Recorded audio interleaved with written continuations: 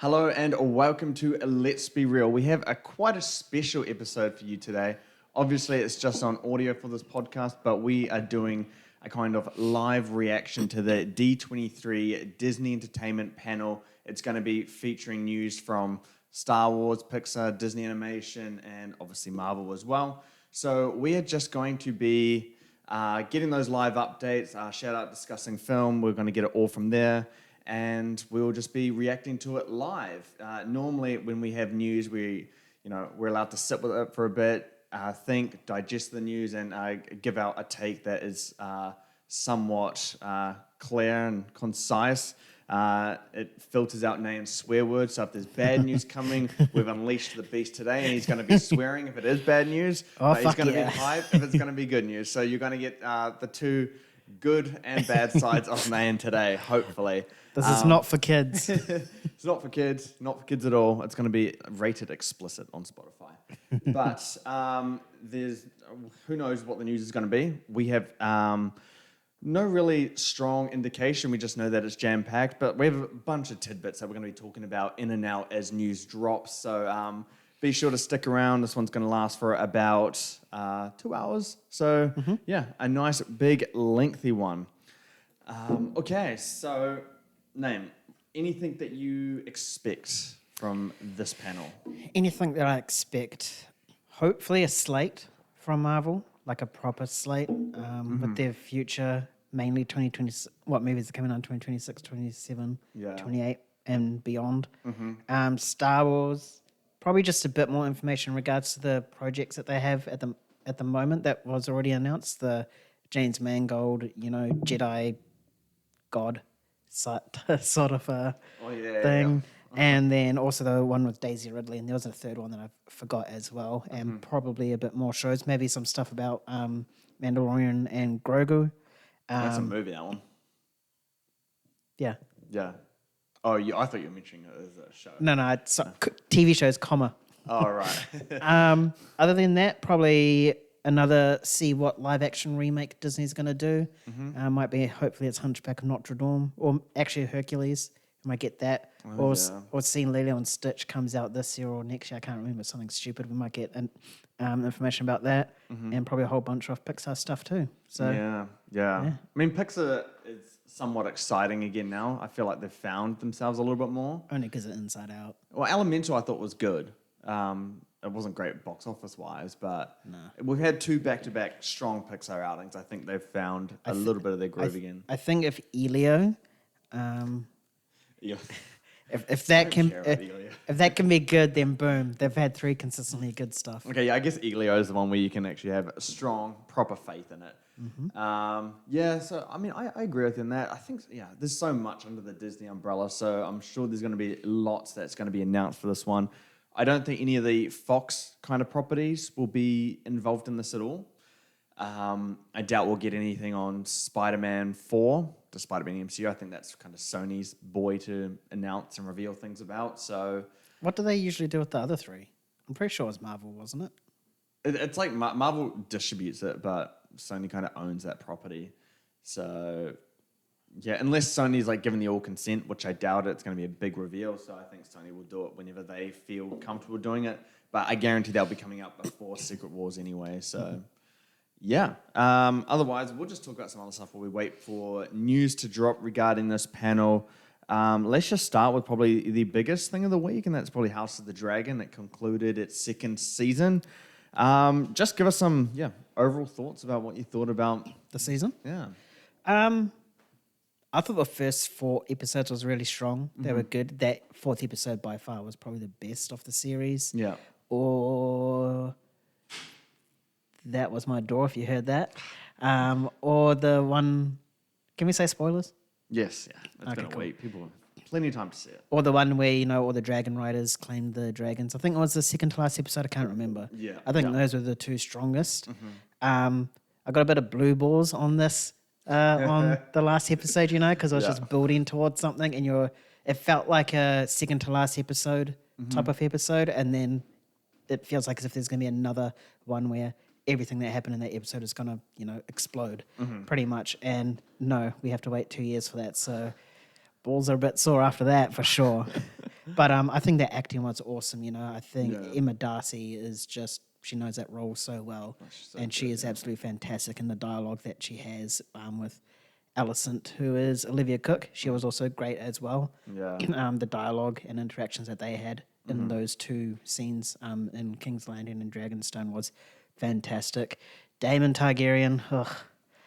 I see all the memes of get Daemon out of Harrenhal, and I could see that. I think he was in there for probably about 1 or 2 episodes, way too long. Yeah. I think he probably should have been there for maybe 3 max, and then gone to Daenerys or not Daenerys. Fuck, sorry, I'm watching Game of Thrones, getting my queens mixed up. Yeah. To Rhaenyra, but yeah, I think everything that he was in was good. I think he's really good at when he's like not aggressive but passionate. But in those slow sort of stuff where he has to use his facial reactions, it's good, but it's not great.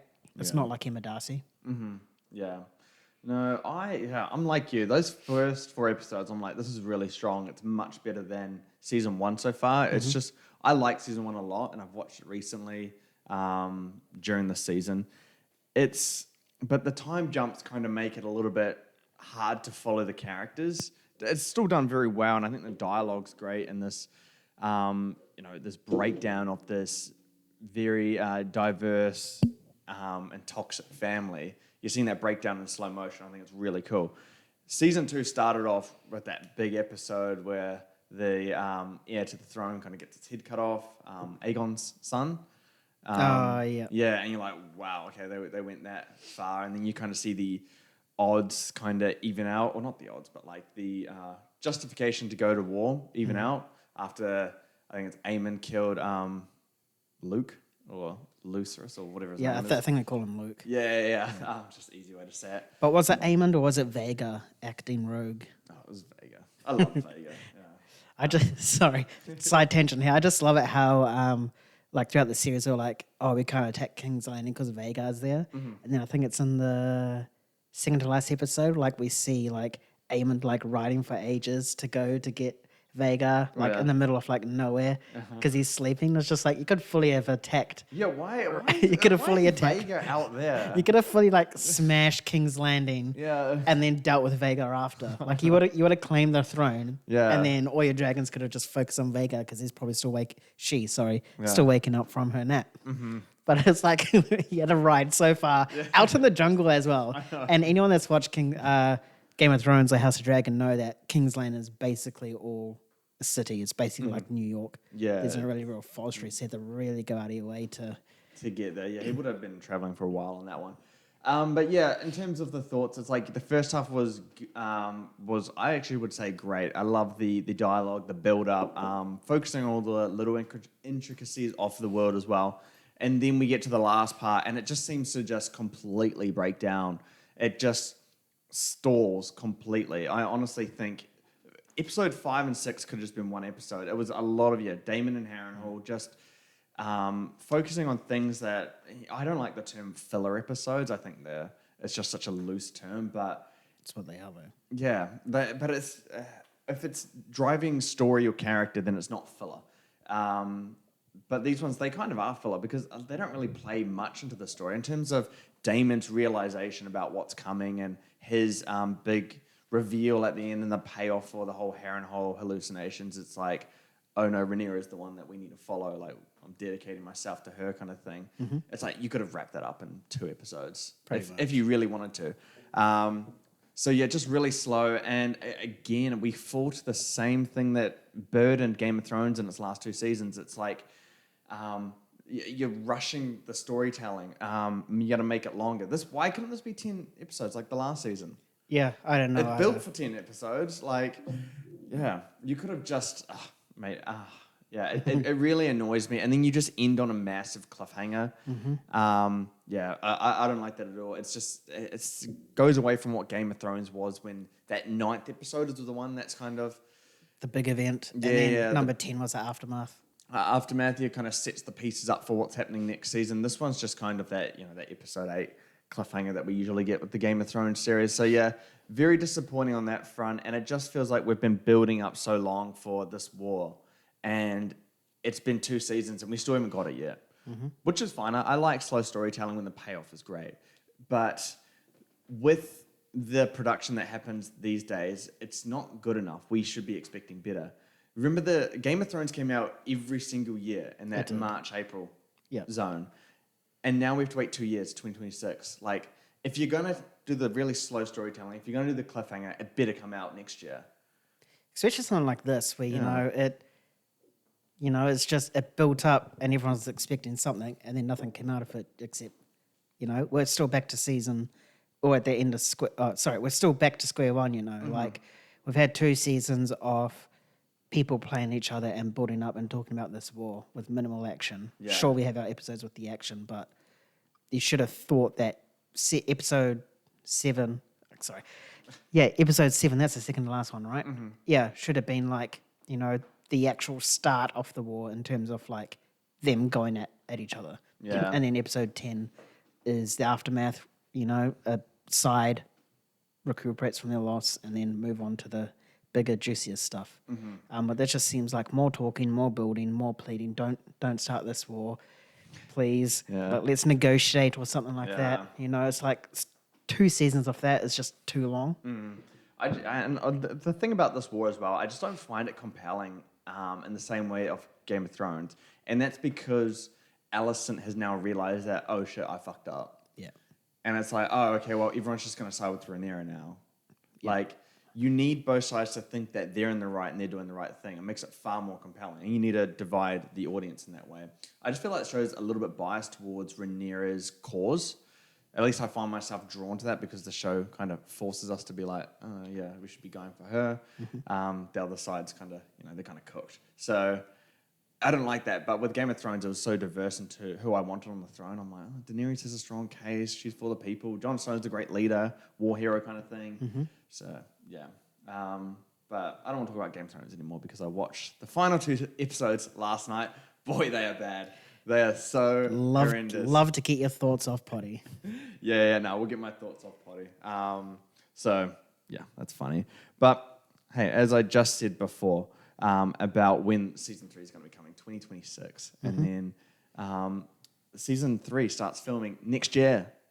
Early next year. Why? You could just start filming now. I know. It's just like, and then it's like, oh, yeah, we're working on scripts now. It's like, come on. Like, you have a book where the script's written for you. You just need to pluck from that. Yeah, I really hate the way shows are these days. Do you remember just the days where every single year your show would come on, whether it's, Breaking Bad or... Flash, Arrow, October is when it's going to release. Yeah, that consistent schedule, you could rely on them for that. And now it's just like, oh, Stranger Things, 3 years later. It's like, oh, like... That is the most dumbest one because they're supposed to be kids. Yeah. And how old are they going to be? Or like, how old are the characters meant to be in the final season? When did Stranger Things start? 2017 or 16? It's 2016. 2016. Yeah. Like, we're at 2024. It's almost 10 years, and they're supposed to still be like, 10 years old? Stupid. Fucking stupid. Yeah, see, so... one of them's getting or already is married. Ridiculous. Yeah, Millie Bobby Brown, eh? Yeah. Yeah, but all the other ones look old. I mean, it's funny when they're in the last season, they were ridiculous. It's going to be even more ridiculous because... I think they were meant to portray 15-year-olds in the last season, but they would look like 19, 20. Mm-hmm. And now they're going to be like 16 years old and 23 and 20. Yeah. Oh, it's just silly. These, the whole streaming thing these days, they need to fix it and they need to get back to committing to like certain seasons so they can just start writing and keeping this thing on loop because, For sure. All right, do we have any announcements here? Any big news? I've actually been checking. Can't see any. It's just... Imagine if there's just nothing. It's just... valid for us to cover. Yeah, it's just singing at the moment. So those of you that listen and are really excited for this, they're just singing. Singing what? I have no idea. Would you ever want to go to one of these things, like the D23 or any kind of con? Maybe not Comic-Con. Maybe like Comic-Con 10 years ago, sure. Because, everything went there, DC, Star Wars, Marvel. Those are the best. Yeah, but then since then it's become a bit diluted and a bit not worth it. I'll probably go to like something like a D23 or a DC event. DC fandom? No, that's online though. It's not like Is that live. Online? Yeah, but if they ever did do you that, attended that online? Yeah. Oh, you did? The first one I did, and that was when the Batman suit reveal. Oh, was that would've been thing, hype. and I was like, yo. Oh, that would have been mean. But I think D23 is probably the one that's most worth it. Even E3, which is for gaming, that's sort of become a bit shit now because they got PlayStation State of Play, which is Yeah. one of the main ones. Yeah, it's kind of like streaming. You know, they're not together anymore. They've just kind of done their own thing. Like Disney does its own thing now as well. So yeah, Yeah. it kind of just kills these big things. I see something trending here called VCon. Do you know what VCon is? It's technology, supposedly. No idea. It's trending. So I see like Daredevil, Agatha, Marvel all trending. Moon Knight. Why is Moon Knight trending? I'm gonna get Moon Knight season 2. Ooh, let us. Oh, this isn't live. Sorry, I was about to say, let us know in the comments. But still, let us know in the comments if you're at this point in time. Let us know if you think Moon Knight is going to release. And yeah, I dug myself a hole there. All right, Moving on. We will go back to House of the Dragon for the final point that I got here. Final season is to be season 4. Does that feel like the appropriate amount of time for the story to be? Longer or shorter? 100% if they commit to 10 episodes. I've had the thing spoiled for me, so I know what happens now. Oh, really? Yeah. How did it get spoiled for you? Do you go online? It was a bit of curiosity, but then like I was scrolling through my feed one day and I thought it was like a House of Dragon, like a little recap thing. But it just told me the whole story and I was like, oh, I might as well look into it now. Oh, no, yeah. I've avoided it. I've been so tempted to just go in and be like, who wins this? Yeah, I wouldn't have if I didn't see those spoilers and those things. I was like, and like, the curiosity when you see, I was like, how did that happen? You go in and look into it. But yeah, I think 4 seasons is perfect. Only if it is 10 episodes. Yeah. If it's like this where it's 8, So you're saying there's a lot more story to tell here, pretty much. yeah. There's a lot more events as well. There's just no need to make them 8. I don't understand why they have to change the episode count every single time. Just design it for that. You should learn from your mistakes, which was Game of Thrones. Do not repeat those. Exactly, yeah. And it's funny that you say that you got spoiled because, as you know, I've been binging Game of Thrones and have successfully finished it. Shireen, I think Stannis' daughter's talking about, the Dance of Dragons, and she starts talking about, Rhaenyra and Aegon Targaryen. And I'm like, oh my gosh, don't spoil it here, don't do it. Thankfully, she stopped before she revealed anything. So Yeah, I'm so glad I'm missing it. I watched the episode yesterday. It was when Joffrey and Marjorie were walking. I think it was in the keep or something, and he was talking about Rhaenyra as well, and he was like pointing, and I was like, oh, I know what happens there now because I had it spoiled from before, but can't wait for this to happen. Yeah. But yeah, see, 4 seasons, I think that's good. I think, with these kind of Game of Thrones series, they need to be able to commit to something. Especially if what J.R.R. Martin said, how there's 7 spin-offs on its way. I mean, it's a mix of live action and animation as 3 well. 3 animation, 4 live actions. Yeah, I think there is one that is definitely confirmed. I think we got a bit of a teaser for it. I can't remember the Nayan name. and the 7 Kingdoms. Did you see the teaser? I didn't see it. The teaser, no. I saw the teaser. But I said it about House of Dragon as well. I don't care for this. I don't want to watch it. So I'm going to try and be open-minded and try give it a go. If I were to have a spin-off series, I would like to see Aegon the Conqueror. I think Aegon's Conquest is on there. Oh, cool. Okay. But I don't know. There's 5 Aegon Targaryens. So which one we get? Well, the Conqueror is the actual one that... The one that created the throne and stuff like that. Yeah. Otherwise, the other one would be obviously Robert's rebellion, I mean, it's very close to Game of Thrones, but you get that familiarity with the characters. You also get to see King Robert and Ned Stark in their prime and, like, all the events of, like, Jaime, like, becoming Kingslayer and stuff like that. Yeah, and I think for sure. Rhaegar and Lyanna Stark, see how that kind of starts, that rebellion. Yeah. I would love to see that. That would actually be awesome. That's probably the one I'm rooting for most, but probably just because I can understand it the most, just based on what I know from Game of Thrones and a little bit of House of the Dragon as well. We'll move on from Game of Thrones talk because I don't want to talk about Game of Thrones anymore after last night watching the finale. Bran the Broken. Ugh. All right, let's chuck this one in here while we wait for some more details to come through. Longlegs surpasses Furiosa at the domestic box office. Any thoughts on that? it's the horror one, eh? Yeah, the Nicolas Cage one. I have no thoughts, I haven't seen it. I think it's hilarious. It's just... I think Furiosa, or the Mad Max, entire franchise is a niche. I mean, sure, you have long legs, which is horror, but horror has a huge fan base. Whereas, It's had really long legs at the box office as well.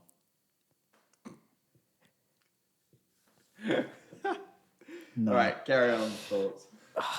Okay. I lost my thought because that was so bad. But yeah, I think Mad Max is a really niche sort of franchise. I think Fury Road definitely put in the spotlight a bit more. Yeah. But it's not exactly what Mad Max is. Furious is more what Mad Max is, and I think that might have turned a few people off. There's also other elements that could have taken into play as well. Yep. But I'm not that surprised. I mean, it did pretty bad. Furiosa, in my eyes, is still a good film. It's not a bad film But whatsoever. someone said at the very start of the year, January 1st, Long Legs, which you probably wouldn't have known about at the time, is going to make more than Furiosa. You would have been like, yeah, I'll be like, fuck off, go away. Yeah. It's like, I mean, the budget, dude, is 168 million, and the box office it's made, the worldwide box office, 172. With only 67 domestically. at least it made profit. They haven't made profit because of the marketing budget and all that kind of stuff. At least it broke even. It hasn't broken even. It's gonna At least it makes more than its budget. You know what I was getting at? It's gonna lose 200 million for the studio. What, Furiosa or? Yeah, Furiosa. Yeah. Based on because all the box office they get doesn't strictly just go to the studio. So a lot of various factors in there. But what else has beaten Furiosa? You know, Civil War, Mean Girls, the Garfield movie. Gosh. That doesn't surprise me though. Yeah. It's animated. True. I mean, The Beekeeper came close. Have you watched that? I haven't. Did you watch that? Yeah, I have watched it because my dad kept going on about it because My mum went on about it. 'cause he's a and I'm like, Jason and I'm shocked. Statham Yeah, my fanboy. mum. Yeah, that's exactly. So I watched it. I think it is one of the better Jason Statham films. It's not bad. It's entertaining. That's Yeah. what it is. Okay. I'm Yeah, gonna I watch was about to it. say I still don't recommend you watching it. But yeah, I just found that shocking just because, I mean, it should at least, it can't be beaten by Long Legs, my goodness. We got a little bit more box office, and this one is shocking as well. It Ends With Us. You heard of that one? Is that Blake Lively's one? Yeah. I only heard about it yesterday. What, the movie? Yeah, the movie. Heading for $40+ million opening at the domestic box office. The hell? Yeah, 40 million. So I think it got like over 8 million in previews, looking to get around 20 to 22 million on the opening day. It is a romance movie, so I expect it to be fairly front-loaded. So 40 million, could hit 50 million if it's not as front-loaded as I believe. But yeah, it's going to beat Deadpool and Wolverine. It's funny because it's Blake Lively. And I think that's probably why it's so successful. It's piggybacking off each other, like indirectly. yeah, It's piggybacking off each other. true, the power couple there. Yeah, but that one, I think that's pretty shocking. And it's good. The movie, I think, is sitting around 56% on Rotten Tomatoes. So it's not a good movie by the sounds of it, but I think that would drop a lot. good box office is a good thing because the start of the year, man, was just shocking. I mean, we had people claiming the death of cinema is here. It's like, bro, shut up. That's personal right there, isn't it? I get so annoyed at that, eh? Yeah, and then we have we had the biggest animated film this year, Inside Out, to 1.56 billion. It is the biggest animated movie domestically and internationally. We're gonna have Deadpool and Wolverine be the biggest R-rated movie. It's the biggest domestic R-rated movie. It broke a record that's been around for like 25 years or something like that.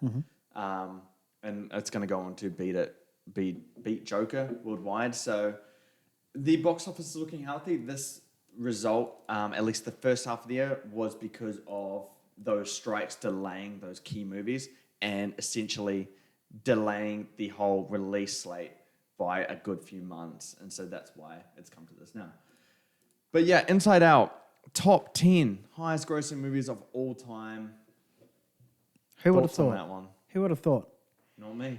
Who would have thought that it would have been the top 10? It would have been the highest grossing animated film of all time. It would have been the savior of 2024. Crazy. You know, like if you look at it purely based on Pixar's, if you exclude Toy Story, Pixar's sequel track record, it's been, I think it's pretty much Finding Dory and I think The Incredibles that have been the most successful. Yeah. But stuff like Monster University and Cars have been pretty not successful. And Inside Out, or it had the potential to be big, but also had the potential to fully flop, you know. But no, this is awesome. This is good. This just guarantees that we are going to get Inside Out 3, potentially 4 as well. If they keep the quality good, of course. That's the main thing. They can't rush. They can't rush and be like, okay, we're making Inside Out release in 2027. I think that's too soon. 28 is acceptable for me. Because it just gives them time to think of a proper story and a different, you know, era of Riley's life, which would probably be, how old was she in here? A teen. And 2. 2. I think she was like 12, 13, kind of that puberty starting. So I think the next step is obviously college for her. You know, getting all those different new emotions in there. Like colleges and university for us? Uni. Once you finish high school, for those of you that can't keep up. I think that's like when you start to get different more emotions. You know, you mentioned it privately, love. I had more darker stuff, depression. Depression. Yeah. So just exploring, maybe not depression, unless I want to, that'll be awesome. But like, you know, those new adult sort of emotions, and then maybe Inside Out for adulthood, and, you know, they have like a different type of just love. keep going till she dies. They might as well. And then the final scene is just her dying and just cuts to black with the credits roll. Everyone's crying. It's like, no! And then you got like the whole like Avengers credit style, and it's like all the emotions like turning around in the signature. Starts like off with Amy Poehler's signature on joy. oh dear. That would be funny. But yeah, Inside Out 2, major success for Pixar, well deserved, great movie. Pete Docter has said that they are going to be announcing a new Pixar movie, and my money is on Inside Out 3. I had heard that the Inside Out 2 is their last Inside Out thing that they're doing. Not after this. No they're way. definitely doing something else. But we've heard rumblings of Finding Nemo 3 or Finding Marlin maybe. Or Cars an Incredibles 4. 3. No. Drop Cars. Cars is done. Ratatouille 2. All right, but we do have some news. We'll see if it's worth much of a take here. But Moana 2 is the first film up to be announced. Yep. Moana 2 includes Moana taking upon the role of chief leader and also now has a younger sister. Any thoughts on that one? No, I don't care.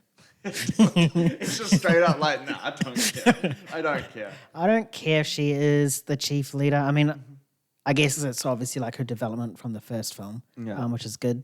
She did seem like that leader type compared to everyone else, which is good for her. But younger sister, I don't give a fuck about if she has a younger sister or not. The film's called Moana, not Moana's sister. God. I actually don't like the role of chief leader for Moana, because I felt like Moana didn't want to be a part of their system. Like, wants to be a part of the family, of course, but she wants her own adventures and travel in life and to explore. And I thought she was best denying that role and going off to whatever her heart tells her to do, I guess. So I imagine that might actually be a bit of a conflict for her. We'll have to see if that comes up. But yeah. What are your thoughts around Moana 2 right now? Are you excited for it? Any hype there?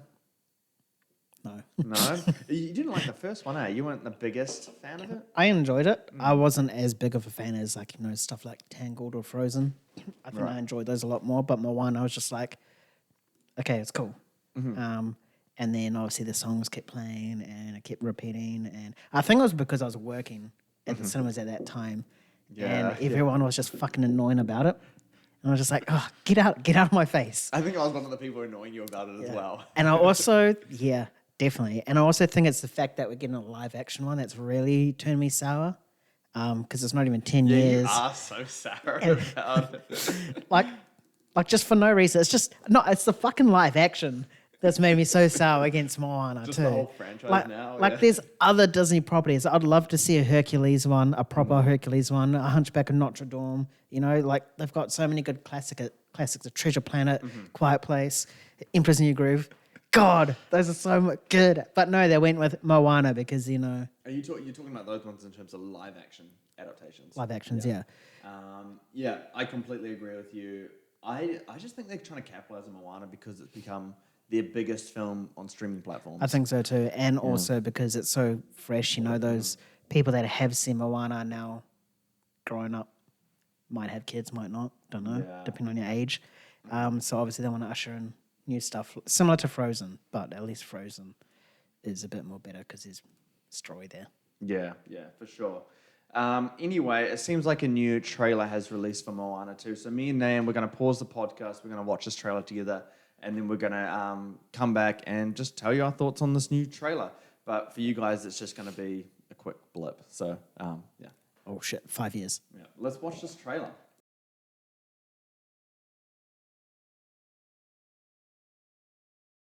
Okay, so we've just seen the second trailer for Moana 2. Nayan, give us some quick thoughts on this one. It looks okay, I guess. I'm still not excited for it. I mean, it makes justification in regards to the little sister. You can clearly see that they have a bond there, and stuff like that. But I think, yeah, and as you touched on before, see, it's so hard.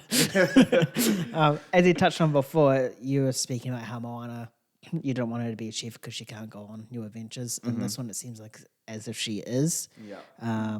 But I still don't care for it. I think Rock is going to ruin the film, and literally the first time you see Rock in this trailer is the exact reason why I hate Moana. So I think visually it looks good, the animation. It looks standard Disney, but, it looks really cut and polished. I think we're going to get a lot of nice, nighttime scenes with bright colors, like purple and stuff like that, which would be amazing. So I'm really looking forward to that aspect. I think some of the songs might be good if that trailer song is actually sung in the film. I think that would be really, really cool. Yeah. But I think just in terms of the story and everything else, I'm not on board. Just she has a chicken and she has a pig. Just cheap ways to sell merchandise. I think it's very similar to how I feel about Frozen.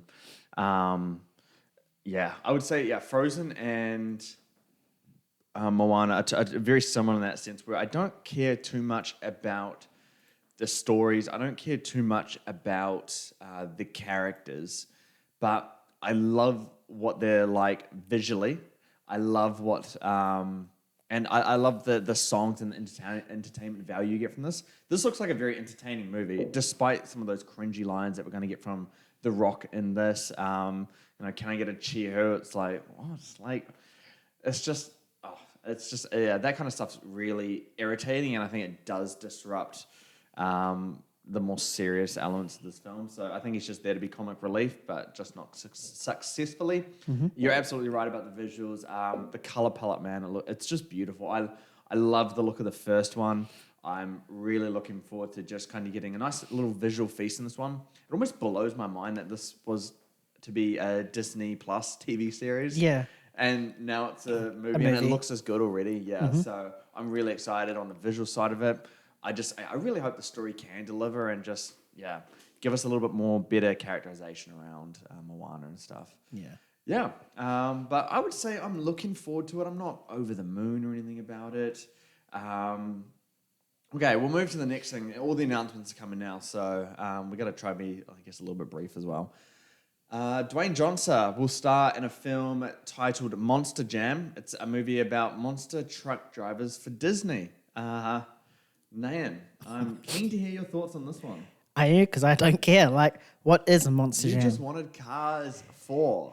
I did not say that. This is the sister spin-off. What I want is A Bug's Life 2. That is the worthy Pixar sequel.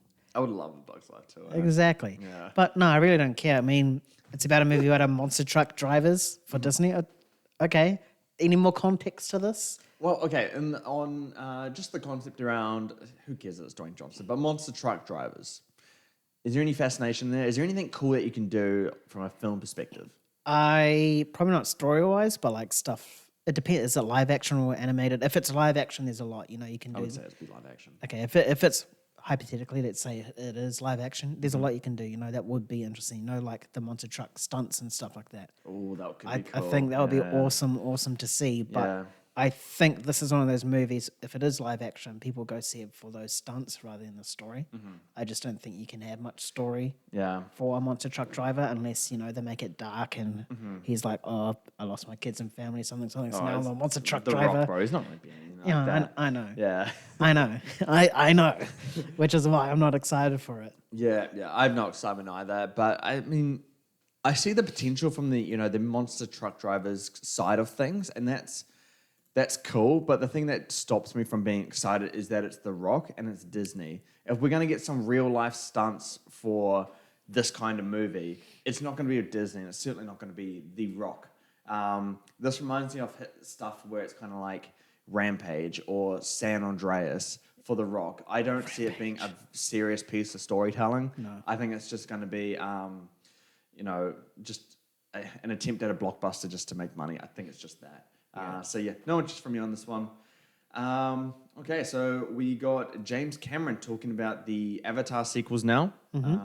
Interesting. Your favorite? No, it's not my favorite. I do love Avatar as a piece of cinema, but it's not like the storytelling is like amazing that I have to follow. But we have some more information about Avatar 3. James Cameron said that there's more emotional stakes than ever before, and he adds that there will be new cultures, biomes, and settings in Pandora that is never seen before. And he just says, it's not what you expect, but it's what you want. So, Nayan, I know the Avatar franchise leaves a lot for you to be desired. What are your thoughts on this? I don't know. I really don't know. I like the fact that there's more emotional stakes. I mean, at the end of 2, we saw his son die. Yeah. From what I've heard is that the third or the films onwards now is going to take the perspective from the whale rider guy. Don't know his name. Loak's perspective. Yeah. So I'd be really interested to see how the emotional stakes would be, whether it would be Jake Sully or Natiri's character being killed off, one or the other. Yeah. I think that's probably the next biggest way to make things more emotional, is because they were the main 2 characters in the first 2 films. So if you really want emotional stakes, as he said, one of those 2 will need to go, or if not both. And then that would really, push Loak to become his own man and stuff like that. So there's that potential there. And new cultures, I think that's awesome. I mean, we got in the first Avatar, we saw a whole different culture, and then in the second one, we saw the water culture. Yeah. And Pandora's huge, so it's pretty much like Earth. Earth has so many cultures. Why would not a fictional planet? So it's nice to see that he's adopting this. I don't know what biomes is. Biomes is like climates, I guess, Oh, Because yeah. it could be like a snowy climate, I guess. That'd be. I'd love to see Avatar in snow. That would be sick. That'd be cool, awesome. yeah. Like, I can just imagine it would look beautiful, I reckon. Could you just imagine like a creature from Pandora, but in snow, like a snow? Like a polar bear inspired kind of. Yeah, that'd be awesome to see. That would be cool to see. That's the way to go. See, Pandora has a lot to explore, which is the great thing about Avatar. And the fact that James Cameron understands this by, having these different climates, these different cultures, whereas if you're any other studio or director, you would just be like, oh no, this is the one culture for this entire planet. Yeah. We don't have that here in Earth. We have probably, thousands of different cultures We have and loads, yeah. and hundreds of different climates and everywhere. Right now it's like sunny, but it's threatening to rain at any second. That's just New Zealand, Auckland specifically there. Yeah. I do like his last comment, or the last comment on this post, saying it's not what you expect, but it's what you want. Like, that's just so intriguing, because everyone's expecting it to be a visual feast based on the family, Yeah. because that's what we've gotten in the first 2 films. So how can you branch out? Yeah.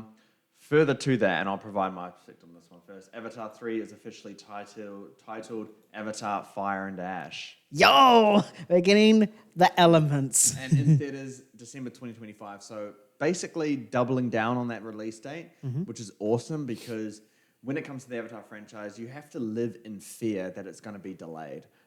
So the fact that they've doubled down on this, said December 25, that's cool. Because the first Avatar and then the second Avatar, you lost a ton of momentum there. You can't lose momentum with these future sequels. You got to keep it going and you got to be consistent. We can't have, it can't take 50 years to tell this story. No way. Because I will die before that. Probably not. But who knows? It's 50 I would years is a long definitely. time. No, you won't. But you're going to live forever. In terms of the emotional stakes side of it, that's great. That's exactly what I want because we need that. I think you and I are probably in the same boat. I mean, you're a little bit harsher towards this franchise than I am, of course, but Avatar 3 has to lock things down for me if I'm going to continue to be invested in this franchise. If Avatar 3 is like Avatar 1 and 2, I'm signing off. I'll watch the other ones, of course, but I won't be like, fuck yeah, let's go kind of thing, you know? You have to pull us into these characters and the story now. So that's the time to do it. You've had 2 movies to set things up, set up the characters. So now it's time to tell the story and time to... The worst thing about the Avatar franchise, I think, is the villain. So I don't care about the villain. The villain's not compelling. I don't understand his pure hatred for the Jake Na'vi. Sully. And Jake Sully. Like, I get he killed his human body, but... I can actually understand Jake Sully because he's a traitor, or he was perceived as a traitor to the human race in his eyes. Yeah. So I can understand that aspect, but towards the Na'vi, it's their planet and you're invading it. Yeah. I don't get the... It's just such a vicious hate. But, it's titled Avatar Fire and Ash, dude. I think that's awesome. It confirms that we are going to get the fire side of Pandora, which I just think is awesome. We're going to have a kind of volcanic side of it. They've also released the first concept art. I'm looking at it now. Yeah, I'm having a bit of a scroll. Yeah, so if you are listening to this, be sure to look up the first concept art for Avatar 3. Whoa, that is... Yeah. I don't know. I'm excited. That title really does excite me. But you, man, Me. thoughts on Avatar Fire and Ash as the I title? am a bit excited for this now. Yeah, there he is. The rumors are true. It's based on fire, and fire is my favorite element. I think you can do a lot with fire, so I'm really excited for this. If you watch anything with fire, they're like really aggressive sort of people. So I'm really wanting to see like aggressive, Ruthless, ruthless Na'vis.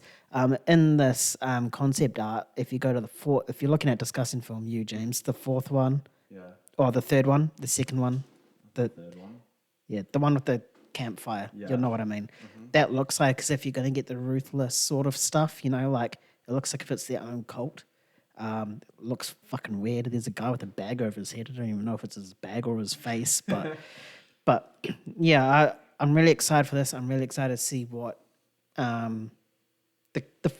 how James Cameron portrays fire in this film. Yeah. He obviously did water and air really, really, really well. I'm gonna love all these memes about how Avatar is just gonna be like Avatar: The Last Airbender, like following all of these like elements. It's just funny because it's called Avatar as well. I know, So, that's why it's such a meme. So I can't wait for Avatar: Earth and Rock. It's gonna be great. Yeah. But Fire and Ash, committing to that 2025, I think that is Avatar's release spot. You know, both films released in that window, and it's both, you know, made over $2 billion, one almost at that $3 billion mark. So it's very, very safe. If they ever go out of that, I'll just question why, because, you know, if it ain't broke, don't fix it. But and I like the logo too. The logo's cool. I think I'm biased. They released the logo, so I think I'm biased towards fire, but I'm on board a little. I know, it's cool. It's just and I can't wait till we get the kind of blend between all these just these elements coming together. But exploring this world as detailed as it is, you know, it's a franchise that I think probably could go on for a very long time. Obviously not the main story with Jake Sully and such, but yeah, I'm excited. I'm down for this. I'm glad we kind of got confirmation. So yeah, I didn't think they were going to cover the Avatar movies for Disney. So it's good that we've gotten something. Victor of the Picture could be affected in the next podcast. Could it be number 1? Who knows? But there is going to be a lot announced at this. It seems they seem to be packing a lot.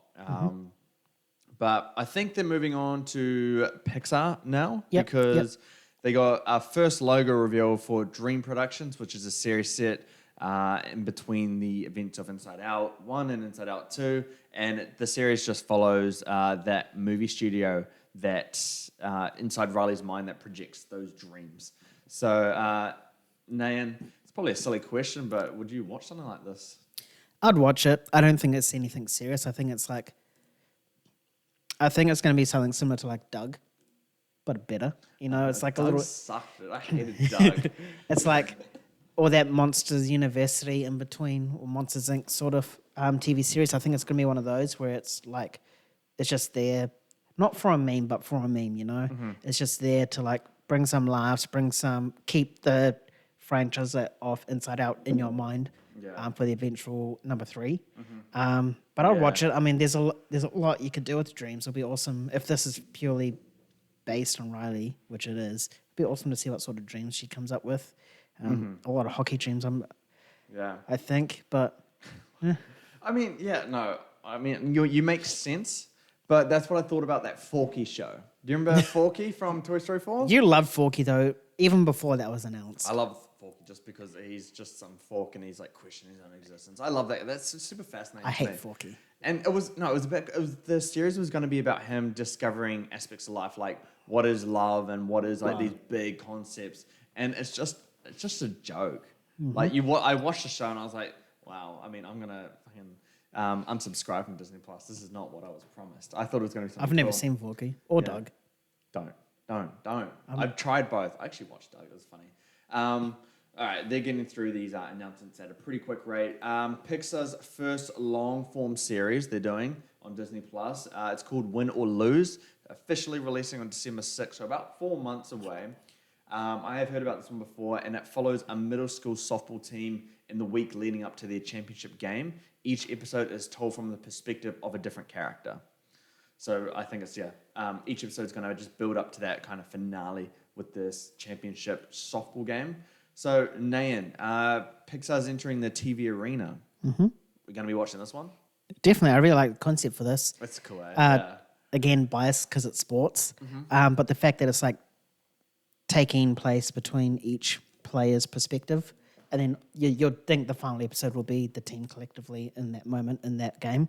I think it's really, really cool. It's cool to see Pixar go into more unique stuff like this. I think Pixar is probably the only one of the studios that could really benefit from TV because they're just so creative. They can explore a lot more. Yeah. Unlike with Marvel, like every character that they do has to relate to the bigger picture of movies. But with Pixar, there's no connectivity at all, which is really, really cool. So I am excited for this. Cool. Speaking on that, we're going to watch the trailer now. Oh, fuck, there's a trailer. Yeah, a trailer just dropped. It's only about 45 seconds long, but yeah, we'll give that a watch and we'll give some more detailed take from us now. So yeah, let's watch this. Okay, so that trailer was not what I was expecting based on the synopsis of it. What were your thoughts on it? It looked whack as, eh? Yeah. But I think the fact that these are kids in a softball team or a baseball team, they're really imaginative, and which is sort of, I can understand the concept of this and the way that we saw that trailer. I'm actually excited. It's going to be absolutely bizarre. We're going to see some different kids with different personalities, with different imaginations, all come together to win or lose. Yeah. Their championship game. Win or lose, I like that. Nice play on words there. Yeah, I'm excited for it. It just seems like Pixar doing its thing creatively, but in terms of a longer format version. I've been very vocal about TV shows versus binging versus week-to-week releasing the episodes. Yeah. This feels like a series where you want to binge it. You drop it all at once because it's different perspectives of each character. I just think, you want that all in one go or at your own pace. So, that's one that would benefit from that binge kind of model. We're going to move on now to Toy Story 5. They just dropped the first logo, which looks exactly like every other logo except with a 5 instead of a 4, 3, 2. Yeah. So they revealed the first look of Toy Story 5. Finally, I've waited ages for this. The film follows toys going up against electronics. The first picture we see is the toys looking all sad at a kid under their blanket with an iPad. This is awesome. This is what we've been waiting for because it reflects the current reality that we live in. Furthering on from that, an army of 50 Buzz Lightyear toys who are stuck in a malfunctioning play mode will be the villains of Toy Story 5. So it's kind of like what we saw in Toy Story 2, where that one villain traps him in the thing. And they're arguing about which Buzz is real. Nayan, thoughts on the direction of where Toy Story 5 is going? Yeah, one thing you skimmed over was Andrew Stanton is set to direct. He did WALL-E. Yeah. As well. Yeah, I was looking him up. Yeah, WALL-E's brilliant. I love WALL-E. Yeah. I don't see the need for the 50 malfunctioning toys if they're up against electronics. I think that's a villain in its own. But yeah, that it just goes to the future, like these kids wanting to play less with physical toys and more on Candy Crush and shit like that. And it's going to be awesome to see how Woody, in particular, reacts to this, new generation moving on towards iPads, phones, laptops, and stuff like that, rather than playing with toys. The concept art is weird because Buzz is there. I was going to mention that, yeah. And anyone that watches Toy Story 4 knows that they split their own way. So Woody went on his own path. yeah. So, and there's no Belle. Not Belle, Bo Peep. Bo Peep. Bo Peep. So unless they're just doing this concept art to be like, oh, these are the main characters, Forky's in there, fuck off. I mean, you even Forky's there, yeah. If you look in the background, it doesn't even look like a kid's bedroom. It looks like more like a school, kindergarten. It does. Well, we know that Buzz and Woody, or I think everything we've heard up till now is going to be, they're going to be reunited in some way. Yeah. We're going to see how that is. But yeah, toys going up against electronics. I waited for this for ages. Honestly, you could have done it in Toy Story 3. You could have done it in Toy Story 4. It's a very real thing that's affecting children these days. I see it firsthand. So yeah, bring it on. I'm really keen to see how toys react to this change in paradigm. Just don't make the iPads or phones talk. Like, they're not toys. Like, that would be. I don't think they will. I think Pixar are smart enough not to do that. I think there's like an AI program installed onto the iPad that starts talking to Woody. I have faith in Pixar. What I think it is that the toys would think that it talks. So they'd go up and push it in, poke it, and be like, talk. But it's just a still item. Yeah. Well, and then that will obviously make them more crazy and be like, why wouldn't you talk to us? Why won't you explain why you're here? Yeah. I think that's a really awesome way to go about it. There's so many fun ways you could do it. Yeah. But I can see them making it talk. I can fully see it. Yeah. We'll have to see, but there's a lot of creative wealth when it comes to toys going up against electronics, just the way our world's reacting to things right now. The army of the 50 Buzz Lightyear toys, I think that can be a lot of fun. I think they have to kind of be a minor villain in this, just a little obstacle that they have to pass. But being the main villain, I think it's a little bit silly, a little bit cheesy, just because we've kind of seen it play out before with all the Buzz Lightyear in the default settings or whatever. So who knows what they can do with that. But yeah, we'll move on now because Pixar has announced a new original movie. It's called Hoppers. Follows a girl who switches brains with beavers to learn about the secret of beavers. John Hamm will voice the mayor trying to destroy the beavers' home. Wow, Nayan, thoughts on that one? And it releases in 2026. To be fair, you had me on an emotional ride when you were announcing that. Because you were like, Pixar's new original movie, Hoppers, pause. And I was like, yo, Bug's Life 2. Here we go, because the villain was called Hopper. And he follows again. I was like, oh. But this is so interesting. I like John Hamm. I think he has a fantastic voice. And I think he should do more voice acting. So I like that casting. But I like this concept, it's so bizarre and whacked. It's Pixar, like a rat knowing to cook, cars talking. Yeah, it is fully Pixar. Stuff like that, like a girl that switches brains with a beaver to learn about the secrets of beavers. Why? I want to see this. Why does she want to know the secrets for beavers? They just make dams and eat wood. Yeah, I wonder what messaging you could really do behind that because, the whole Ratatouille thing, it's like a concept that prior to it being a movie, you'd be like, this is dumb. This is such a stupid concept. But it's talks all about passion and creativity. I don't know where the angle can be on this, but Pixar at its finest. Maybe when Ratatouille first came out, everyone was like, we could take this messaging. That's what we're having these questions now. There's always some messaging. I'm sure there'll be a messaging about how beavers and how important their dams are to the world or America or in Canada because we don't have these here. Stuff like that. Probably a sustainability message. Yeah, probably something like that. Yeah. So I think there's definitely a message in here. It's just what? Yeah, interesting. I'm down for it. So yeah, releases in 2026. It adds to a really, really stacked 2026 animation slate. Honestly, I'm looking at the slate now. It might be the best animation slate of my time. So Super Mario Bros. 2, Shrek 5, Toy Story 5, and The Last Airbender, Frozen 3, Beyond the Spider-Verse is likely because hey, we're heading into 2025 soon. We haven't heard anything. And now this. That's stacked, dude. That's stacked. That's I don't know who would win that. I would like to say Shrek 5, but Toy Story, Frozen, or Beyond the Spider-Verse could do it. Win as in box office or win as in enjoyment, critical. Win Best Animated Feature at the Oscars and box office. That's true. I don't I know. think I'll probably go to Toy Story 5 if it is good on the level of all the other Toy Stories based on bias. Beyond the Spider-Verse. Across the Spider-Verse lost to The Boy and the Heron, so...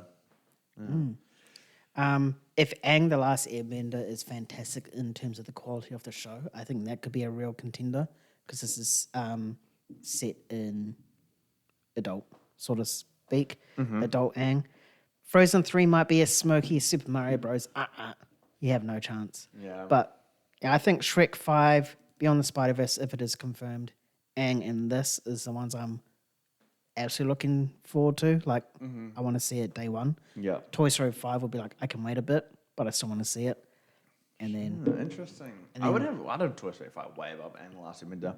But that's for me because Aang the Last Airbender releases January of the year. And January has no good movies. It's like, it's the garbage can for the release slate. That's true, but I'm a fan of the franchise, which is why it's... I am, yeah. I hope it's good. I am very cautious of when it comes to that franchise releasing stuff.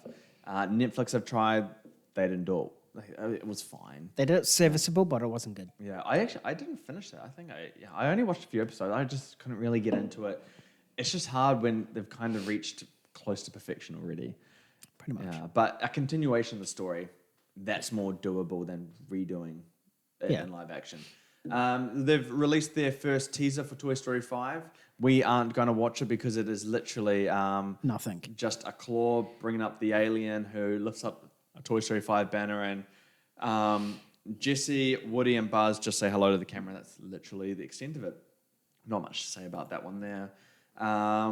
So you got your first look at Hoppers, Pixar's next original movie. Yes. The film follows a girl who transforms into a robot beaver to infiltrate their animal kingdom. And yeah, we got a picture of the beaver and the kind of... It looks like Turning Red, eh? Pardon? Are you getting Turning Red vibes? Yeah, in terms of the animation style. I just thought that, but maybe it's because of the beaver and the thing. So, yeah.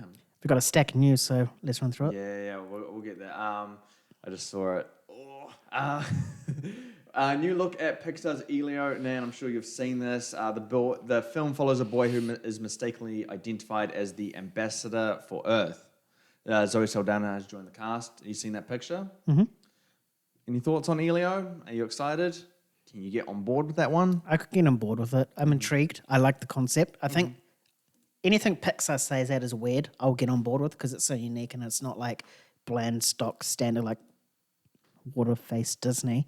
So I could get on board with it. Zoe Saldana, she's an acclaimed actress. I'll be interested to see how she goes in the voice scene sort of role. Yeah. But that first sort of image that we're looking at, or I'm looking at now, it looks pretty whack. Yeah. Pixar style. I'll be interested to see where it goes. I think this might lean more towards the Luca type of film, me personally. It kind of seems like that. Yeah, I think this will be more on that sort of territory of Pixar film, not more in terms of the Ratatouilles and Wallies. Yeah. But hey, could be wrong. Yeah, it gives me Coco vibes in terms of the visual style. It does, the colors and stuff. Yeah. So I'm cautiously optimistic for it. I'll say that. The big news that has just dropped, me and Nayan were wrong about Inside 3. It is Incredibles 3 officially in the works. I'm not too surprised about this. The first one made about $1.2 billion, I believe. $1.24 billion. Just a couple of weeks ago, it was the highest grossing animated film domestically. So plenty of incentive for them to do it. Incredibles 3 is a universe where you can continue that storytelling. There's a lot there. But I watched Incredibles 1 recently. And I've watched Incredibles 2 quite a while ago, but it sucked. I don't like that movie. I just think it's bad. Sucked Incredibles or Incredibles 2? Incredibles 2. Gosh, don't question me on that. No, because the way you phrase that, you're like, I watched Incredibles 1 recently. You can come to the conclusion that I'm obviously talking about the second one. I might have, but I was clarifying for our audience that don't know you as well as I do. Yeah, fair. I'll give you that. But yeah, I watched Incredibles 1 and it made me realize how shit Incredibles 2 is. Brad Bird is developing the film. He did both the first and the second one. They've released the first official logo for it. It is just your, that eye logo, but with three Three instead lines. of the 2 and the 1 that we had beforehand. So yeah, nothing too interesting there. Creativity at its peak. So Nan, Incredibles 3, what do you think? Like you said, we're always going to get this. I don't know if I'm excited or not. I am excited, but I'm not. Because Incredibles 1 is one of my favorites. But then Incredibles 2 wasn't that good. I'm just wondering where they go from here. Would Violet be, she's a teen now, would she be like in those university college days, and would, what the fuck his name is? Speedy guy? Dash. Dash. Yeah. I was thinking of Flash. Dash. If he would be in his teen, I think if I would not like it if they are still the same age. I would want them to grow up. Obviously, Miss Fantastic and Elastigirl would grow up, but I want like more maturity from Violet. I want Dash to develop into that teen, and I want to see not a baby Jack, but maybe like, I don't know, around about 5 or 8 years old. Yeah. Really exploring his powers of like, shape shifting and stuff like that. I think that might be the way to go for Incredibles 3. 100%. And if it is confirmed, then I'll be fully on board for this. I'll be super excited. But if it's just more of that same family 4 dynamic, it might put me off a little. Yeah. I think you're right. I think you need the time jump here. I think a lot of people realize that you probably should on the time jump with Incredibles 2. You can do it here. I think you need to have Mr. Incredible and Elastigirl realizing that their bodies aren't as good at their superpowers as they used to be. They're getting to that retirement age. And them struggling to trust Dash and Violet to do their own superhero missions. And obviously Jack needs to be raised up as well. I think that's probably the best kind of dynamic that you can create with these characters. If it's just this family of 5 going at another thing again, I'm not going to be too interested, because then it becomes really bland, basic storytelling. Oh, a new villain shows up, they have to defeat the villain. It's like, oh, okay, like... Oh, and they have a problem with Mr. Incredible. I don't need that. I don't know if I even care about the larger politics of this world as well, where superheroes are legal and not as well. I would rather a threat that's more, I guess, intrinsic to the family, rather than a villain that's like trying to go after the world, if that makes sense to you. So there's a lot of potential for this. I just hope it doesn't fall to the superhero tropes that are currently plaguing superhero movies. Yeah. That's how it's at. All right, we're moving on to Zootopia 2 now. So Ki Hu Kwan will voice a new reptile Gary. We got the first concept art for that. Reminds you of the Jungle Book. It does. I had the same thought. Yeah. So Ki Hu Kwan, Zootopia 2. Like that, Max? Liking us as character? You can't hate him. He's the most lovable man, so you can't say anything negative about him.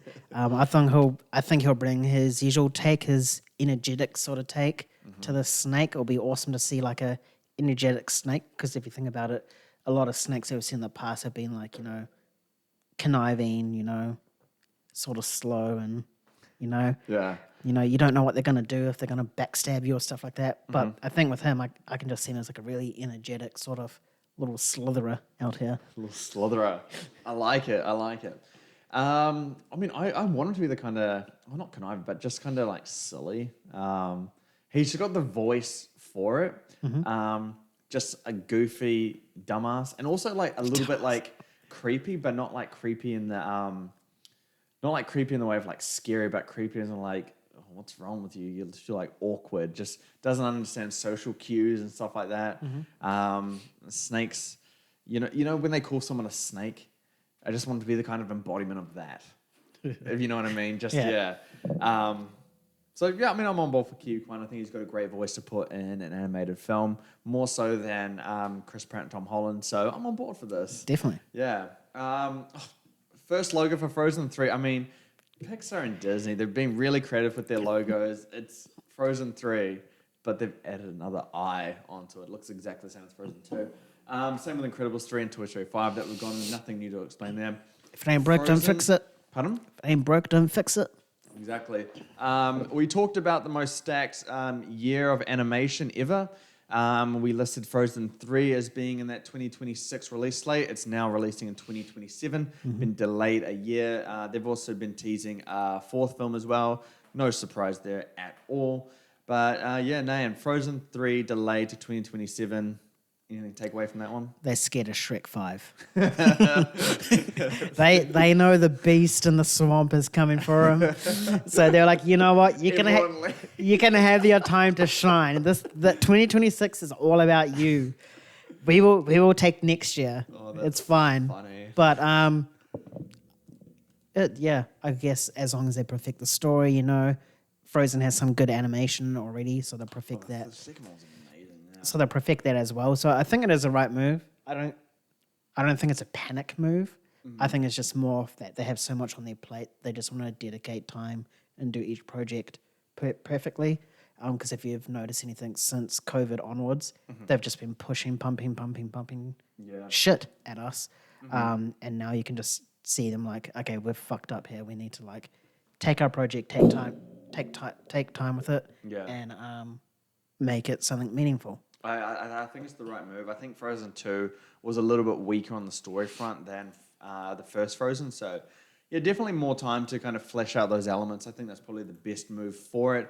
But yeah, now that it always releases around Thanksgiving. So if Beyond the Spider-Verse doesn't have released it yet, slide into this one. Secure it now with Beyond the Spider-Verse. Just lock it in, and then you can prep for that date. Otherwise, I don't know what takes the slot. Whether it's Hoppers or some other Disney animation thing that they're going to announce soon. Or they might just get rid of the slot. Oh, they always dominate Thanksgiving. I don't even know what comes out this year. Moana. Yeah. And then, it's Moana. And then what comes out next year in Thanksgiving? What is it? Is it November, Mm-hmm. Yeah. Zootopia 2. Disney animation always takes up the slot. So unless they got something else, Beyond the Spider-Verse, it would just be funny if Sony just dropped the announcement right now. Beyond the Spider-Verse releasing now. That would be hilarious. And Shrek takes it too. And be like, oh, Beyond the Shrek. Beyond the Shrek. That will be, that has a Beyond the Shrekverse. That has a potential to be bigger than Barbenheimer. Oh, 100%, especially Shrek 5 then, man. Okay. But what side are you fighting for? Oh shit, dude. Dude, you can't ask me. No, I am. That's why I cut you off. Beyond the Shrekverse. Well, we're gonna find out likely for 2026, most anticipated. I would say Team Shrek or Team Spider? Presumably I haven't seen anything yet. I would say Beyond the Spider-Verse. Just because I'm invested in that storyline, and the first two have been amazing. Shrek 4 was garbage. Shrek 3 wasn't good. I love the first two. It's purely just nostalgia bait for me at this point. But if I see footage and it shows like kind of like something super interesting and cool with Shrek 5, that can easily make my number one and beat Beyond the Spider-Verse. Yeah. So the potential's there for Shrek. We got our first concept art for Frozen 3. It's nothing that interesting. It's nothing that interesting. It looks like there's a kingdom in the clouds in the sky. And then does it look like the devil's in the corner there with a spear? What corner? The bottom. Oh yeah, I see it. Yeah, it does. The devil? Who's that? Oh no, never mind. Yeah, it does. Someone's just banging on the door. Yeah, some kind of like devilish figure. Yeah. That could be that's actually interesting. You know, it's almost like heaven and hell sort of messaging. Because of the kingdom in the sky. In this image here. And then you also have like let's say a live horse with Anna on it and Olaf, and then you have the ghost one next to it, which probably could be Ice, which is Elsa. Could be. Yeah, I think you're right. Someone screenshotted the like devilish figure, said who's this, and someone said the Ice King from Fortnite. Hype. Oh yeah, no, that would be funny. So yeah, I think you are right about the kind of heaven and hell vibes to this. How would you feel about like these kind of movies crossing over with each other? The Disney animation things, like the Disney princesses crossing over. Could they make that work thing, or are they just two completely different worlds? 100% they can. If you think about it, way back in the 90s, they had like Aladdin crossing over with Lion King or something like that, like we did have those crossovers in the most wackiest ways. Even like in Nickelodeon, we had like Fairly Odd Parents mixing up with Jimmy Neutron. Yeah. And even the Disney Channel stuff, we had like Sweet Life of Zack and Cody mixing up with like Hannah Montana. So Disney is quite known for doing this. It just depends if they pick the right stuff to mix it with. Yeah. I don't know what would have mixed with Frozen. Maybe Moana. You know, she sails to the land of Frozen and discovers it and sees this whole like kingdom and stuff like that. I was thinking that, but like, it has to be like, who would go to Zootopia? You'd have to fly to a different world, teleport or something. I don't know how that could work. It would have to be like Tangled kind of thing, I think. Yeah, on the other side of the world. Well, the one that makes the most sense is obviously Frozen 3 and Tangled, right? Because of those speculations or rumors that Rapunzel attended whatever's wedding. Oh, really? I didn't know heard of that. At the end. Oh, yeah. But there you go. Frozen 3 coming in 2027, no longer coming in 2026. When did the last one come out? 2018? Holy 18 or 19? Why is it taking so long? Before COVID? 2019. So it's going to take 8 years for the sequel. Why? What's been the delay? It's it's like one of the most profitable animated franchises in history. COVID. No, I can't say COVID, man. It's 7 years since COVID. Yeah, that one blows my mind. I think it's going to be good though in terms of the animation. I think the animation will probably be the best animation of all time. Frozen 3, yeah. They're already working on concept art 3 years before. But what about, remember Toy Story 4 in the rain? Yeah, and again, Toy Story 5. I just remember Frozen 2 coming out. I'm like, okay, this is industry lead and this is the best animation we've seen. But Toy Story 4 is really good there. Toy Story 5 will be great too. Yeah, I don't know. We'll have to see on that one. We'll have to see. All right, a movie that was that has gone up in its RT score since I wrote this down. Borderlands. Still hasn't reached double digits yet. It was 7% when I first wrote this down. It is now at 9%. The audience score is 49%. When you know the audience are hating on a movie, you know it's not good. The top critics for Borderlands, 0%, with a 2.8 average rating. I've never seen that before. All critics, 3.3 out of 10 average rating. I can't recall a time where I've seen it that low, dude. Borderlands, you're more of a gamer than I am. Have you played Borderlands at all? No, not really. It has never really interested me. So yeah, so you probably likely didn't care too much about a Borderlands franchise, but does this shock you in any way?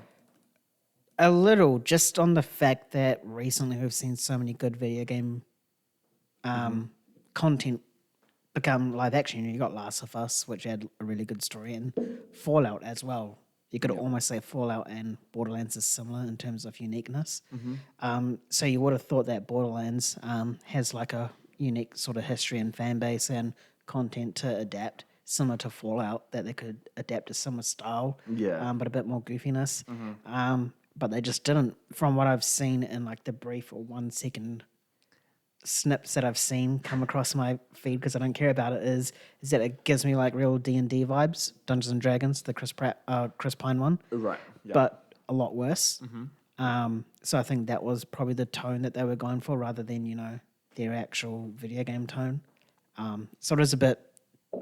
It further like makes the argument that video game properties can't be adapted because of this, but there's definitely those ones that can absolutely get it right. Last of Us and and this Fallout. One is not one of those, is it? And it's definitely not. There's always the bad child, Yeah. You always have your two favorites, and there's always that one that's always just like, oh, why are you here? I don't know. The video game adaptations have a lot of bad children, though. They're always bad, except for some of those more realistic ones and adaptable ones. Yeah, I'm not shocked by that at all. I always knew it was going to be shit, and a lot of that was the brief thing I saw, because I think the marketing has been one of the worst marketing things of all time. And I found out that the budget is 120 million, right? The marketing budget was 20 million. And normally studios match the production budget with the marketing budget. 20 million versus 120 million. I have not seen this at all, and it's not surprising. So yeah, I just find it funny, but I'm not going to see this. I don't care for it. Are you going to go see it? Not in cinemas. I'll wait until it releases in physical media or You should streaming. play it first, and then do it. Just become a hardcore fan. It's of it. funny because my workmate was really, really excited, and when you were in Australia, when you were in Australia, and I was taking him to screen, it's like, yo, you have to take me to Borderlands. You have to take me to Borderlands, and then just this week, he was like, yo, have you gone to the screening for Borderlands yet? Yeah, because it released this week. And I was like, no. I was like, oh, damn, I was really looking forward to it. And now I'm going to message him now and be like, bro, just kill your hype for Borderlands, eh? Yeah. I'm not going to spend money to go see that. Who even distributes? Oh, it's the Lionsgate, so Studio Canal for us. But yeah, good old Borderlands is failing. Some other news that has come out of D23, a stage musical adaptation of The Greatest Showman is in the works. Called The Greatest Showman, the new musical. Man, that's really taken a life of its own since releasing. Like, I'm surprised they haven't done The Greatest Showman 2. Like, it wouldn't make sense and be silly, but My main takeaway from this is why has this not been done sooner? I thought they did do it like That's what I thought. I swear that there was one already. Like Hugh Jackman did like a tour for it. Yeah. But yeah, it's weird. Like, if this is true, why are they announcing it? And if there already is The Greatest Showman musical, why are they announcing it again? Yeah, I don't know. It's probably like a new musical. It's probably just going to become one of those kind of standard iconic ones that Like Wicked and Cats. Broadway. Pardon? Like Wicked and Cats and Lion King. Yeah. I thought you were making a joke about cats there. No. Because we all hate cats. We do. All right, so for the last 40 minutes of this D23 or so, they are doing Star Wars now. We've gone through Disney Animation, we've gone through Pixar.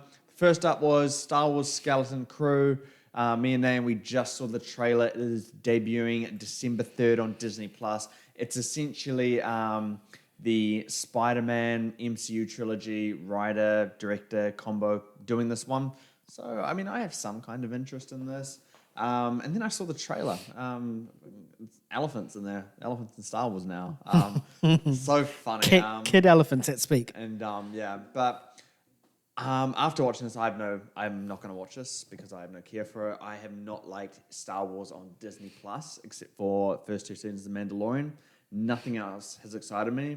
Star Wars is just one of those franchises that have gone seriously downhill that I can't trust whatever comes out from it. This one seems extra hard to do because it's a bunch of kids taking over this kind of spaceship by the looks of it and going through a little adventure through space. Kids are really hard to get right, especially in these types of universes. So I think it's got too many challenges for it to be good. And I don't trust Disney to be able to deliver something good here with this one. I may differ from you on that. You may disagree. What do you think? Not at all.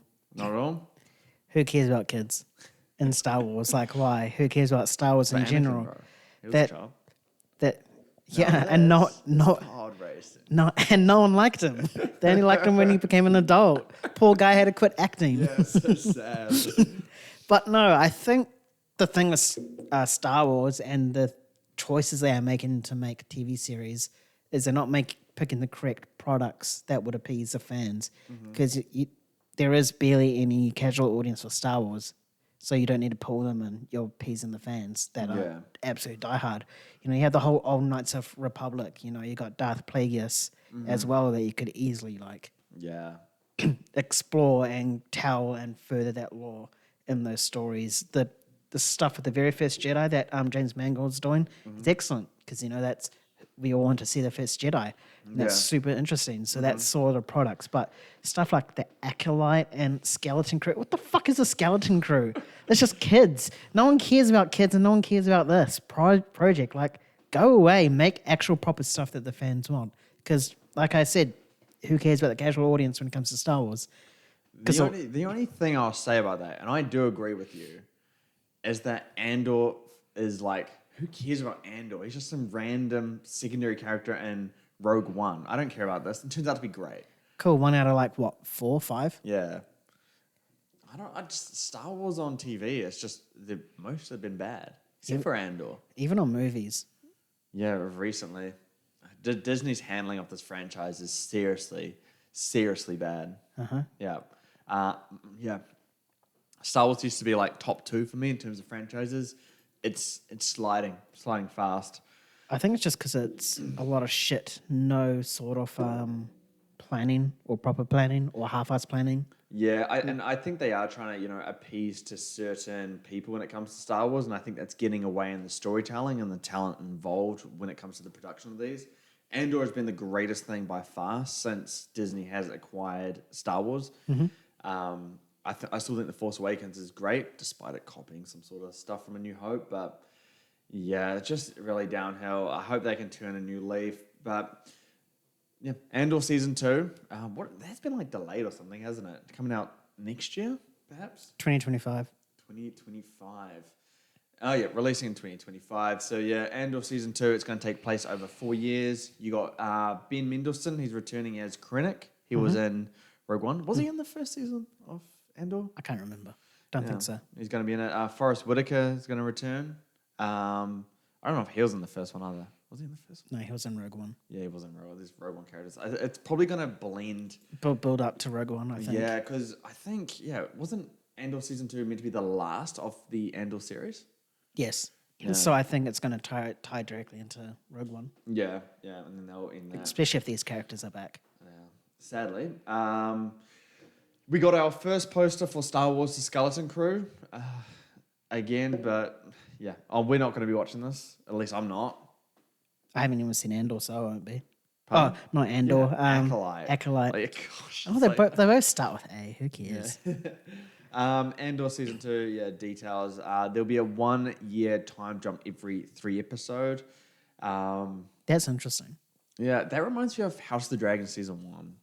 Do you think it can work for Andor? If the story is right and what they're building towards, I definitely think it can. They're obviously playing catch up to the events of Rogue One. Yeah. But I think 3 episodes is enough. I think in what House of Dragons was 3 episodes, and then boom, we went straight to adulthood. Yeah. But I think if there's a set of stories per year, per 3 episodes leading up to it, then I think it's fine. I think it's good as long as they do it well. Yeah. So I mean, we're kind of just off and on when it comes to Star Wars. We kind of pick and choose what we want to watch, and it took us a long time to get around to Andor. That's how kind of bad the franchise has gone for us. Andor season 2, you're going to be watching next year? Yeah, for sure. Definitely. Fair enough. That is good. I am sure that they're moving on from the television side of things of Star Wars now, and they're going to be moving into the movie side, which I honestly would find probably the more interesting side of Star Wars right now. Like you said, we got the James Mangold Dawn of the Jedi, based on the first Jedi discovering the Force and all that stuff. And then you also got Daisy Ridley returning as Rey to start a new Jedi Order. What was that? I don't even know what that was called. Is that what it was called? A New Order or something? Star Wars A New Order. Yeah, something like that. Yeah, there we go. Which I think is even more, that can actually be kind of interesting if they do it right. But that's a big, tall ask for this. And then you obviously got Mandalorian and Grogu that is set for 2026 at the end of May. Supposedly there's been the first teaser for it. I didn't even know they started filming. And it reveals the return of Razor Crest. What is Razor Crest, Nayan? I have no idea. It sounds familiar though. Oh, it's the ship. It's his ship. His ship is called Razor Crest. It's that one with the really big engine inside it. I'm terrible at describing it. But yeah, so I think, they're going into Mandalorian and Grogu now. We'll step into some other stuff while we wait for some more news. At least it's a movie. Pardon? At least it's a movie. Yeah. And Zeb is returning. Who the fuck is Zeb? I don't remember him. How do you feel about Zeb? Zeb is returning in Mandalorian and Grogu. That's news. How do you feel about it being a movie? I can understand why they're doing it because of money, but I think it should have stayed as a TV series. That's what made it successful. That's what made it become a movie, is because of that success. And Disney's just being like, hey, they can make billions out of this, but it ain't going to make it billions. Yeah. I think it should have stayed as a TV series. You've got, you had about 8 or so episodes, an hour long, 8 hours to flesh out a story, whereas in a movie, you're only going to have something like this, 2.5 hours max, maybe 2:45, pushing it a bit to tell a story that could easily have properly fleshed out. I mean, I do understand that there's a lot of filler episodes Yeah. in The Mandalorian. Yeah. So if you take that away, Just all side quests and stuff. yeah, but sometimes some of those side quests have a big impact on, the later 2-3 episodes. So, yeah. Yeah, that is true. Yeah, so the first logo has released for it now. It's essentially just Star Wars, The Mandalorian, and Grogu, and then in the O of Mandalorian, it's got kind of the silhouette of Mando and Grogu there as well. So that's kind of cool. I'm actually looking forward to it. I'm on the opposite side of the spectrum for you on that one. I like that it's a movie. I've always thought that Star Wars it belongs on the big screen, and I think this might be the first thing where something has started on streaming and gone to the big screen. So I'm looking forward to seeing how that translates. I think it's going to be awesome. Well, I hope it's awesome anyway. But yeah, again, it's just I can't rely on the quality when it comes from the Disney Star Wars these days. Definitely not. While we wait for some new news to come in, it's taking a little bit of a backlog. Channing Tatum, he's praying to God for a Gambit movie. So now that we got a little bit of a glimpse of him in Deadpool and Wolverine, would you be on board for a Channing Tatum Gambit movie after all these years? No, I think what we saw was perfect enough. It was, it's fan serviceable. Yeah. We wouldn't be able to understand him at all for 2 hours. That's a fact. I know that this is what he really, really wanted, but I think what we saw from him is enough. I think it appeased the fans. Did that fan service, but go with someone else. Yeah, 100%. Yeah, I think he served his purpose. I feel bad for him because he's clearly very passionate about the character and playing that role. But yeah, we've gotten what we wanted from it, I guess. We don't need anything else from it. Yeah, and I thought he was done really, really well in Deadpool and Wolverine. Yeah. Don't need any more, don't need any less. Yeah, Pretty much. And it's not really like a main sort of character, someone that can hold their own movie. Yeah, He's more suited to like as a sidekick or an ensemble. Completely agree on that one. I just love when in Deadpool and Wolverine where he's just like, "Who's your dialect coach? The Minions." It's so good. The Russo brothers are supposedly getting paid $80 million for Avengers Doomsday and Avengers Secret Wars. RDJ is getting significantly more. Those were the words used in that report. Yeah, thoughts on the big paydays for these guys? 80 million each or split between them? I would say split between them and across the two movies. So 20 million per movie. You would say RDJ's getting probably 100 million For both, yeah. from this. 200 million for 2 films. Ridiculous. He doesn't need money anymore. Focus on titles. That's what you need. Yeah. But this is ridiculous. This is just based on like salaries right now. We haven't even gone into the proper like production budgets. This could easily escalate to 500 million. And that would be the highest budgeted film of all time, right? Yeah. 500 million. What's the highest? I think isn't like Avatar 2. I don't know. I know it was one of the Pirates movies. Yeah, that one was like 420, I think. Yeah. What's Star Wars Force Awakens at 447? 447. Yeah. Yeah, so if RDJ is getting paid, we'll say 100 million minimum. But that's across 2 movies, so 50 million. 50 million. Okay. So then, so you're really looking at about 90 million just in a directors, and a cast member. And then you have to pay all the other casts as well. Yeah, you're going to have, big boys in this. Mm-hmm. Yeah. You are, because it's a Avengers film. And then you're going to have, the visual effects costs, which is where AI will probably come in on Marvel. You're going to have production costs and cast costs, crew costs. It could sneak up to that 500 million or high 400s. Yeah, I think around that 400. I mean, you look at Age of Ultron here came Age of Ultron 365 million. The in-game's only 356.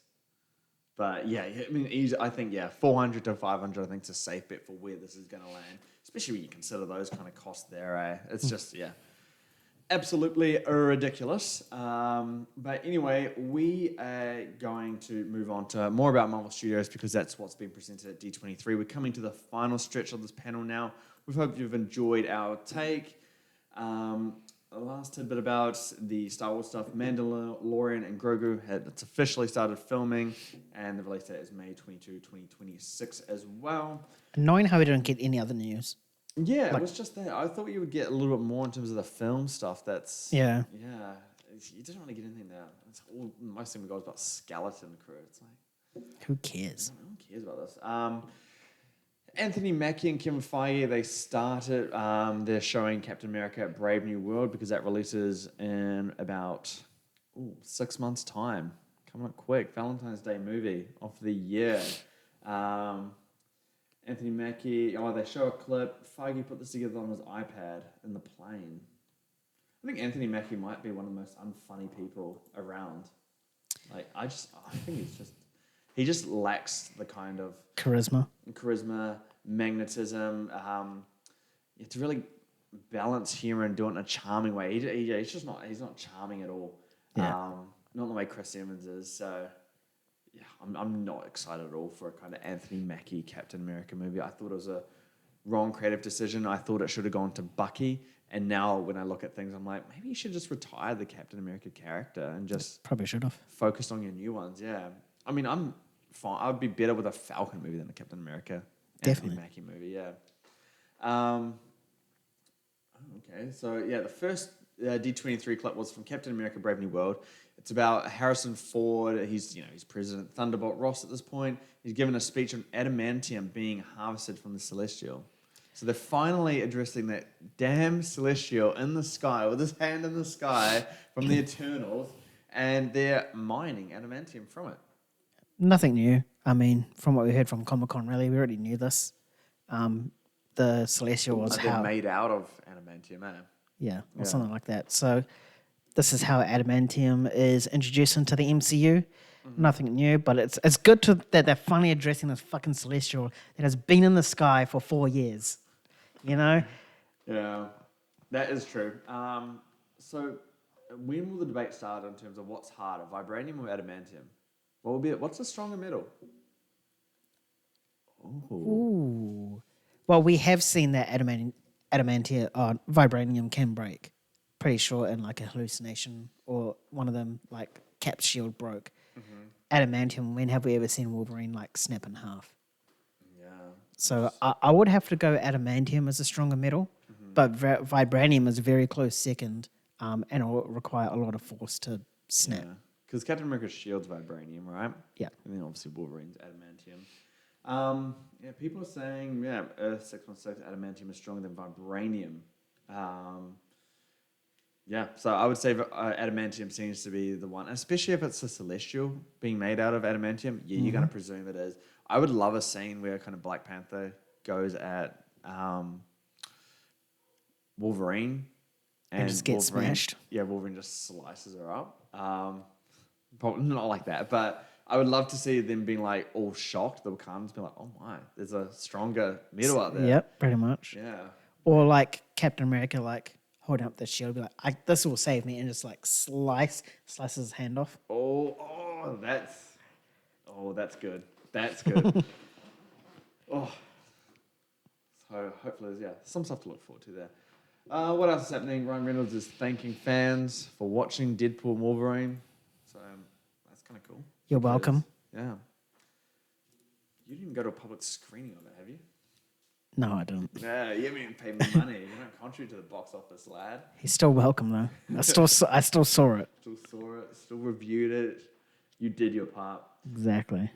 No news has come out since, so we'll go to something that we missed in our little temporary potty break at the moment. J.J. Abrams, he's got a new film coming. It's a fantasy film.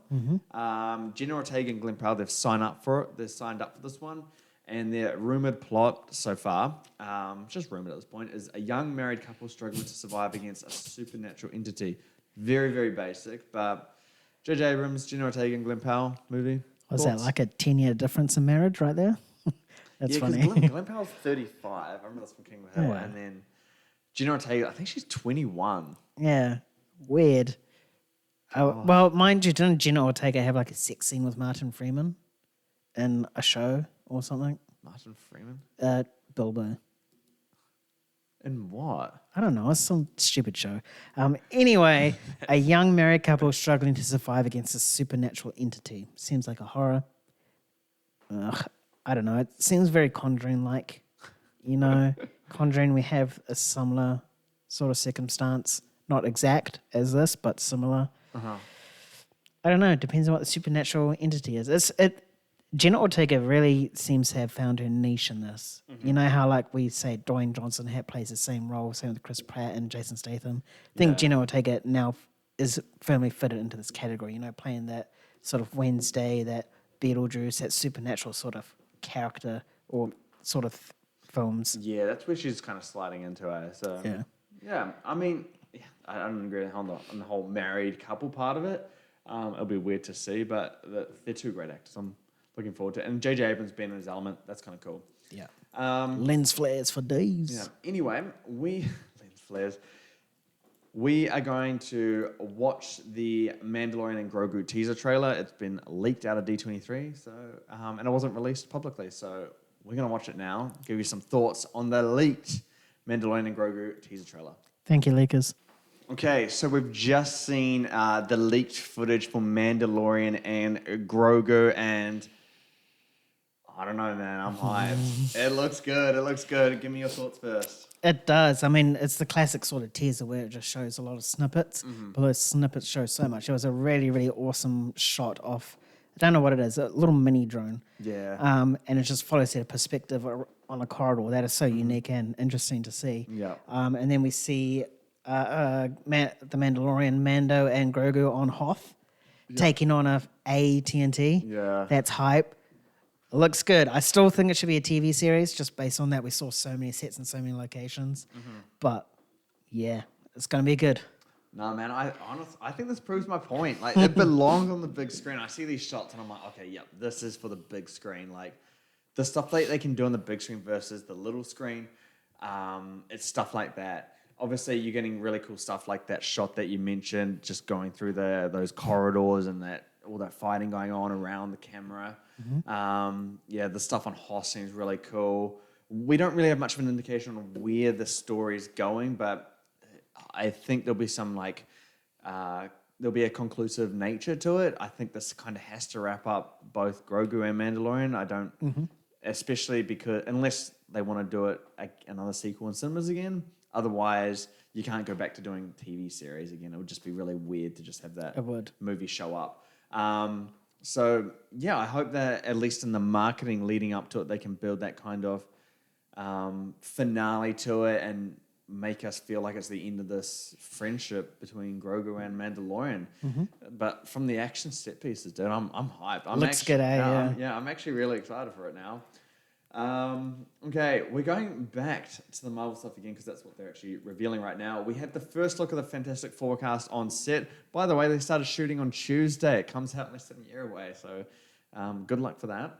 I don't know how that's going to work, but yeah, you got them in a very 1960s vibe, which is what it's meant to be. You got Johnny Storm, Joseph Quinn, in a really OG Fantastic Four looking suit. It does. And then, this is how it looks. I mean, Pedro Pascal as Reed Richards. It's not too bad. I thought he didn't really have the physical appearance that kind of resembled Reed Richards in the slightest, in my opinion. But for what it's worth, it's not too bad here. I still don't agree with the fact that it's a 1960s kind of movie. No, definitely not. Not the right vibe for this, but I mean, it looks true. It looks like it's committing to that. So we'll see where it goes from it, but not much to really take away from it. Not really. First full look at Red Hulk in Captain America: Brave New World. It looks literally the same as Mark Ruffalo's Red Hulk, but red. Literally just red. Why? Is that people like standing up with their arms in the air, cheering? Why? Sit down. Fucking hell. Depends which one you're looking at. Are you looking at Culture Craves one? Oh, no. Sorry. It's fingers. Oh, right. The fingers. But yeah, they're going with the Red Hulk. I don't know what you think in terms of like the Red Hulk and stuff like that. Are you excited to see Red Hulk at all? No, not really. No? You have no care for it? Not really. I really hate what they've done with Hulk in the MCU. It's because they don't have the full rights, so they can't really give him his own movie. No, just in terms of the character alone. Remember the first Avengers with Hulk? Hulk was kind of like a standout, like a badass. I was like, oh shit, this guy's Oh, legit. yeah. And then Infinity War, he just got absolutely humbled. Yeah, and then he was like just a real bitch throughout it. And then you haven't seen She-Hulk, eh? No. Oh man, it is the worst pile of shit. At least those first 3 episodes are. It's just, yeah, she becomes She-Hulk and does everything better than him. After he's trained for years to do all that stuff, it just made no sense. And they just made Hulk really like sulky and sad. But he has a son. It's the only thing I know from that series Does he? I don't remember that. called Sakaar or something. It looks funny. He's got like the hairstyle, which is hilarious. So dumb. But yeah, we are not getting any further announcements coming our way anyway now. We don't have much talking points to discuss. I guess one thing talking about that we missed on our podcast, Deadpool and Wolverine, the opening weekend was 211. It went above what I thought it would be. I remember I said between Age of Ultron and between Avengers 1. Mm-hmm. And then when the estimates came out, it was like 205, and I was like, yo, I was right. I've been saying this for months. I'm good at this. And then the actuals came out, it was 211. I was like, damn. But 211 million opening for an R-rated movie. I think that's huge. And then I remember saying to you guys on the chat, and I was like, I think this is going to drop horrendously with the R rating, with the front-loaded nature of MCU and these kind of movies. Drop less than 55%, dude, to a 96 million second weekend. That's decent. That's really, really good. So the total right now is 924. In terms of where it's looking to go domestically, around that 650 million figure mark. Mm-hmm. So the previous record for R-rated movies, I think it was 371 million. Oh no, Passion of the Christ, 370 million. And it's looking to do 650 million. Insane. Almost double. I know, at least in terms of the domestic front. I remember when Inside Out was just dominating. We were like, well, Inside Out's going to win box office for the year. Mm-hmm. But on the domestic side of things, Deadpool and Wolverine's going to give it a true run at its money, because Inside Out 2 is around that 635, slowing down. So yeah, they're going to come to it's going to be a photo finish by the looks of it. Pretty much. I mean, Where do you think it goes? You would expect Deadpool and Wolverine to knock over the $1 billion mark this weekend, right? No, I think it goes this weekend. It's at 924 now. Yeah. Yeah. Yeah, so I head over there. Mm-hmm. I reckon the peak would probably be 1.2, 1.3. Yeah. I think the R18 hurts a lot for it. So in terms of worldwide, Inside Out's got it. Yeah. But domestically, I think it will be neck and neck. Yeah. I mean, and I think this does show that under the right circumstances, under the right movie, R rating doesn't affect the US domestic box office, because remember the R rating there is you have to see it with a parent or guardian accompanying you. But an R rating in New Zealand, for example, and Australia, you can't go to it if you're under a certain age. It's just restricted. So it blocks out a key part of the audience there. So, and you're seeing it right now. Look, domestically it's at 440 million. Internationally, it's only 480 million. And usually, in terms of these kind of $1 billion movies, it's usually like 66% of it is international, and then 33% is around the domestic. It's nearly half and half. So, I think you're right. I think the R rating hurts it on a worldwide front, but I think we're kind of proving that R rating doesn't have to have a massive effect on the domestic side of things. So yeah, big stuff there. But it's good. I'm glad it does. Glad it's doing stuff at least, because Marvel needs a win. I think that's pretty clear. No, DC needs a one. Pardon? DC needs one. Marvel had its time. Well, we'll see next year. We will. Fantastic Four vs Superman. John Bernthal, he is returning as the Punisher in the MCU for Daredevil Born Again. Mm-hmm. In the wackiest news, Daredevil Born Again Season 2 begins filming soon. What? Did they film the first? Yeah, they must have. Gosh, that's fast. Now that's fast filmmaking. House of the Dragon, learn something from that. It's interesting how they're filming season 2 when season 1 isn't even out. So they must have a lot of confidence in this character and the property. Well, yeah, I think that has a lot of promise, and Netflix gave it good stuff. But remember, it went through all that chaos.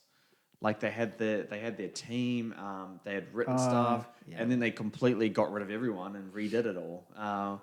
So yeah, but you are right. It does strike some kind of confidence there. John Bernthal back as the Punisher. Are you happy about that? Hell yeah, he was an awesome Punisher. I mean, he was so awesome. He got his own TV series. Yeah. So this is awesome. It seems to me as if on the back of Deadpool and Wolverine with the R-ratedness, they're going more into that territory. So as long as this hits the same sort of notes as the Netflix TV series, I'm all on board for this. Yeah, I don't know if there's been any confirmation about the R rating for Daredevil. I don't think it needs it. But it does need really strong filmmaking to back it up, like the Netflix one did. Some information: Kamala Khan's father will appear in Daredevil: Born Again. You hyped for that? No, I don't care. Why? Why is it out? To get killed? Sure. Other than that, I don't give a shit. Why is This it? is the most random piece of news. I know, it's like the most irrelevant character in the most irrelevant TV series coming in to Daredevil. Oh, that's funny. So yeah, Kamala Khan's father in Daredevil: Born Again. I don't know if they will say that Miss Marvel's in it, or it's not really a strong connection to the MCU at all.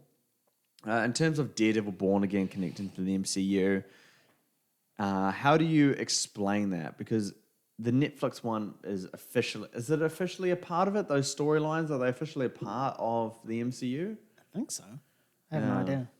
Otherwise, I mean, you could go the multiverse route. Well, I have to because remember, Matt Murdock showed up as Peter Parker's lawyer in No Way Home. Yeah, he was also in She-Hulk. Yeah, as so like a yellow Daredevil. so they must have come over. Yeah, and remember what was it? Hawkeye. It was the big guy. Oh, Wilson Fisk. Yes, yeah, the big one. Yeah. What's his name? He was in. He's that meme in Spider-Verse. Oh, shit, it's gone away from me now. Wilson Fisk. Was it Wilson? No, yeah. No, that's his actual name. Wilson. Yeah, like the human name. But what do they call him? Kingpin. Kingpin. That's the one. Yeah. That's. But yeah, in terms of the villain, it looks like White Tiger will be the one to appear in Daredevil: Born Again. I've never heard of White Tiger. Oh, I think I have actually. It's like a Black Panther kind of character, isn't it? Well, looking at this, it looks like it. I have never heard of White Tiger either. Let's look at it briefly. White Tiger just literally comes up with the White Tiger. We need a White Tiger versus Black Panther face-off. Oh, that would I'd be down for that. Ava Ayala. So yeah, White.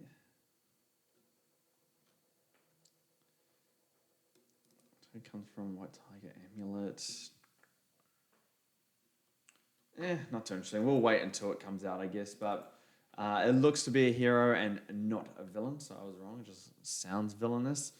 New MCU TV series coming next week. That's called Agatha All Along. It's something that we were always wanting. We saw the character in WandaVision. We're like, yes, that character over there next door. We need a TV series about it because I thought the character was really super interesting.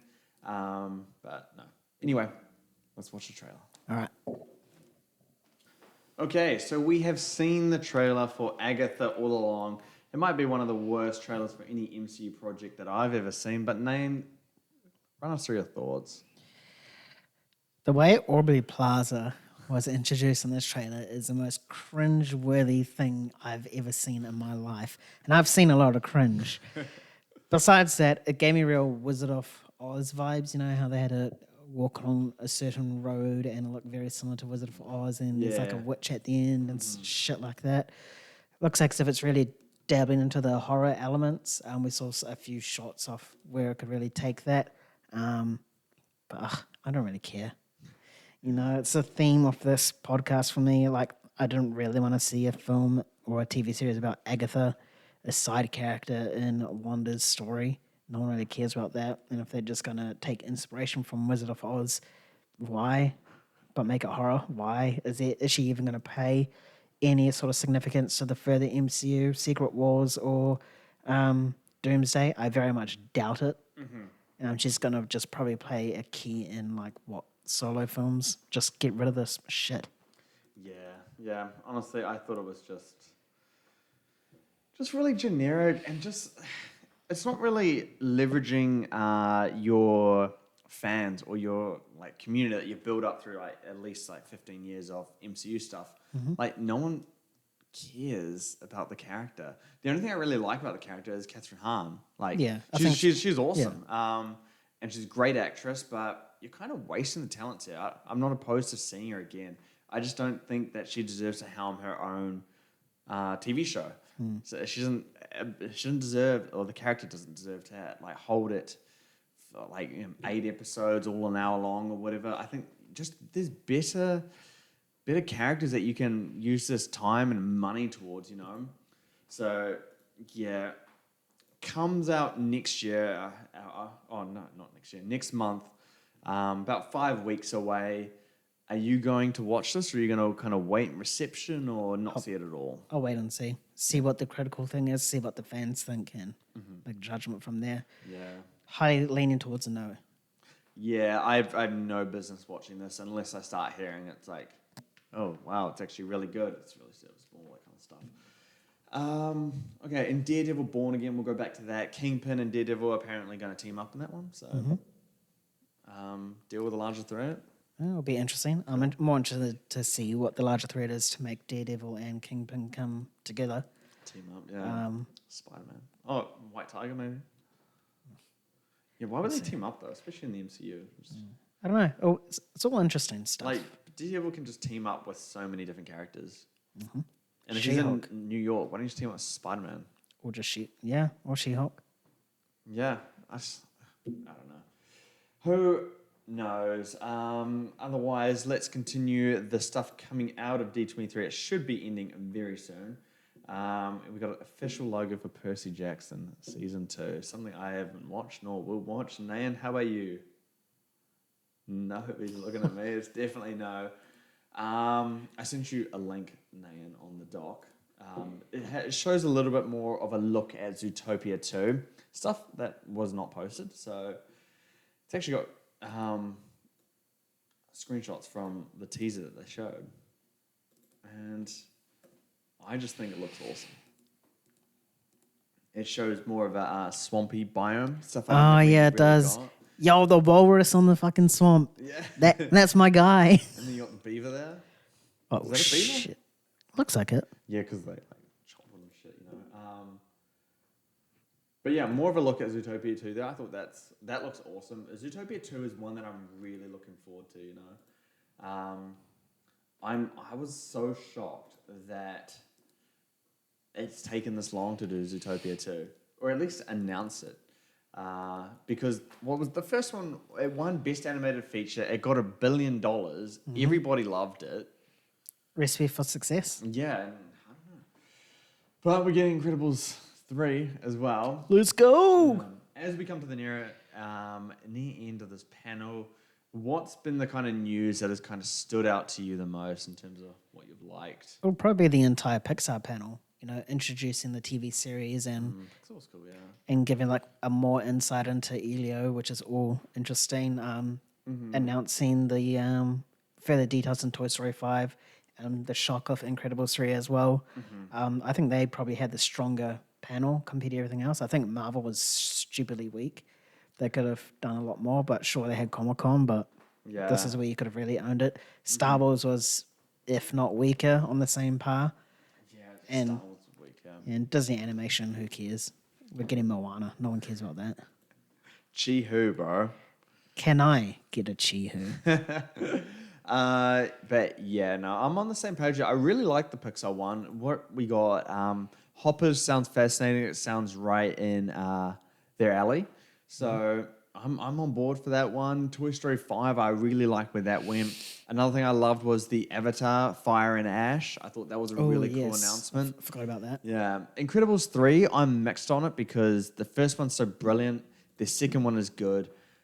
It says Brad Bird is developing the film. If we get a new director in, like one of those, I guess, historic Pixar directors, then I'm probably more excited for it.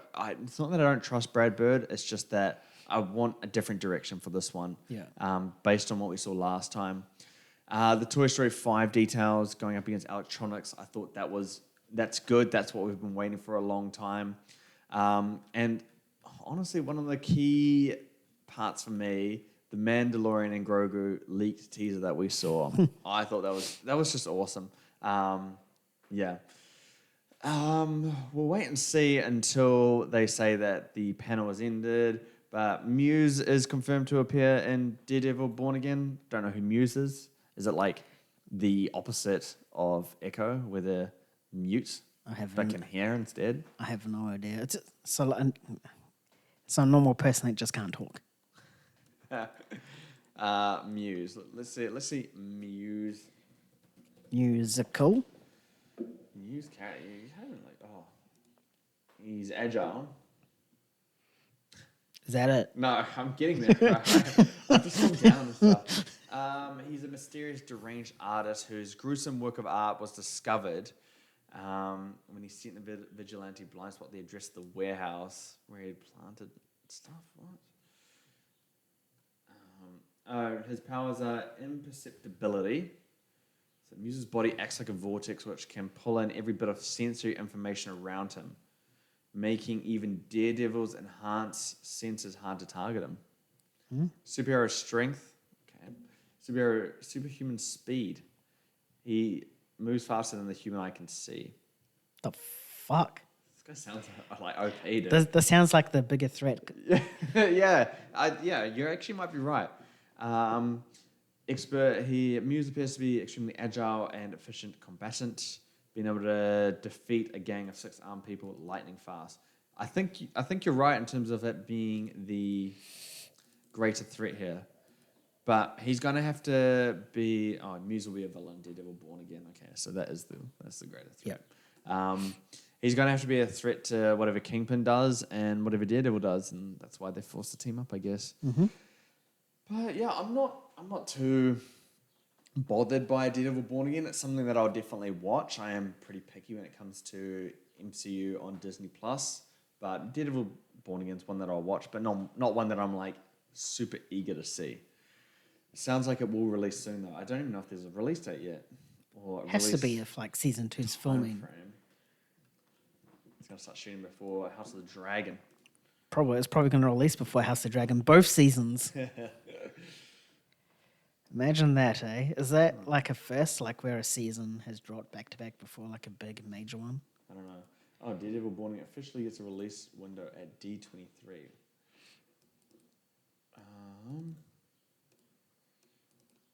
Okay. Oh, release in March 2025.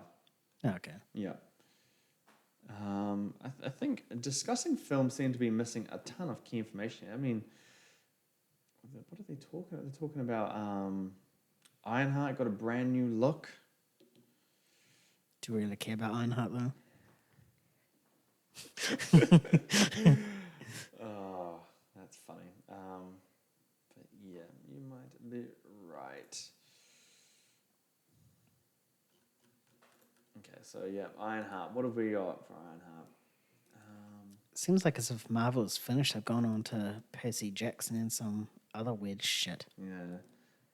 Disney Plus. First look at the series. Series comes out next year.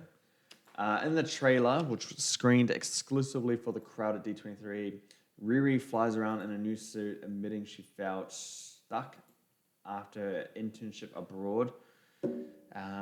She's expelled from MIT for missing class and draining resources and takes up less than legal work to fund her projects. The trailer shows her teaming up with the Hood and joining his group. All right. Well, that's the extent. That's where Marvel's at right now, eh?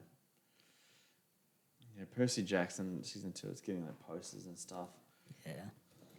I think all the significant stuff has gone since Pixar. Yeah, man, Pixar had a good announcement. I'm excited for Toy Story 5 a lot more now as well. I mean, Daredevil has a teaser trailer leaked. We're gonna watch that now. Okay, let's do it. All right, so we've just seen the leaks come from Daredevil Born Again. Sorry, we're jumping around in terms of what we're talking about. It's just discussing film is not posting the right stuff. We're finding a lot more information from other people. Come on, boys, you guys got to be better at this. Otherwise, we're not going to be following you for much longer. But yes, Nayan, Daredevil, Born Again. You've seen the trailer. What do you think? I think it looks good. It looks like as if it's going to head down towards that R18 alley, similar to Netflix. Yeah, it looks really, really, really, really good. I like the little 5-second montage at the end of Daredevil fighting. It looks like as if there's some sort of stakes here, and that interaction at the diner between Kingpin and Matt Murdock is really, really interesting. That I definitely want to see more and explain Yeah. how they got there and fleshed out why. But I'm fully on board for this. It looks like as if it's capturing the Netflix sort of tone, which is what I really wanted from this. Yeah, no, I completely right. I don't know if it's actually looking towards the R rating, but I think it's coming really close. It's kind of like pushing the boundaries of the PG-13 rating and going as close as you can without the R rating as you possibly could. Yeah, it looks brutal. Looks like it packs a punch. You still got those really cool hand-to-hand combat fights in there. You're going to have some really cool interactions. We got our first glimpse of White Tiger, of Muse, which seem like fascinating characters at least, and I want to see where the story goes and how it can kind of flesh out, I guess, the underbelly of New York City inside the MCU. So super fascinating. It's one that I'm certainly on board for.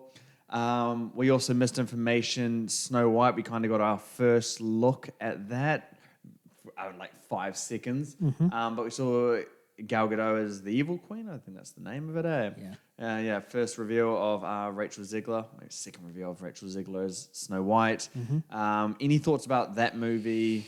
What it looks like? No, not at all. Looks like as if they're really going down the classic original animated look. Gal Gadot's Queen had the very same sort of costume and look as the original, and same with Zegler's Snow White with the little puffy things on her shoulders and the yellow and the dots and the whatever.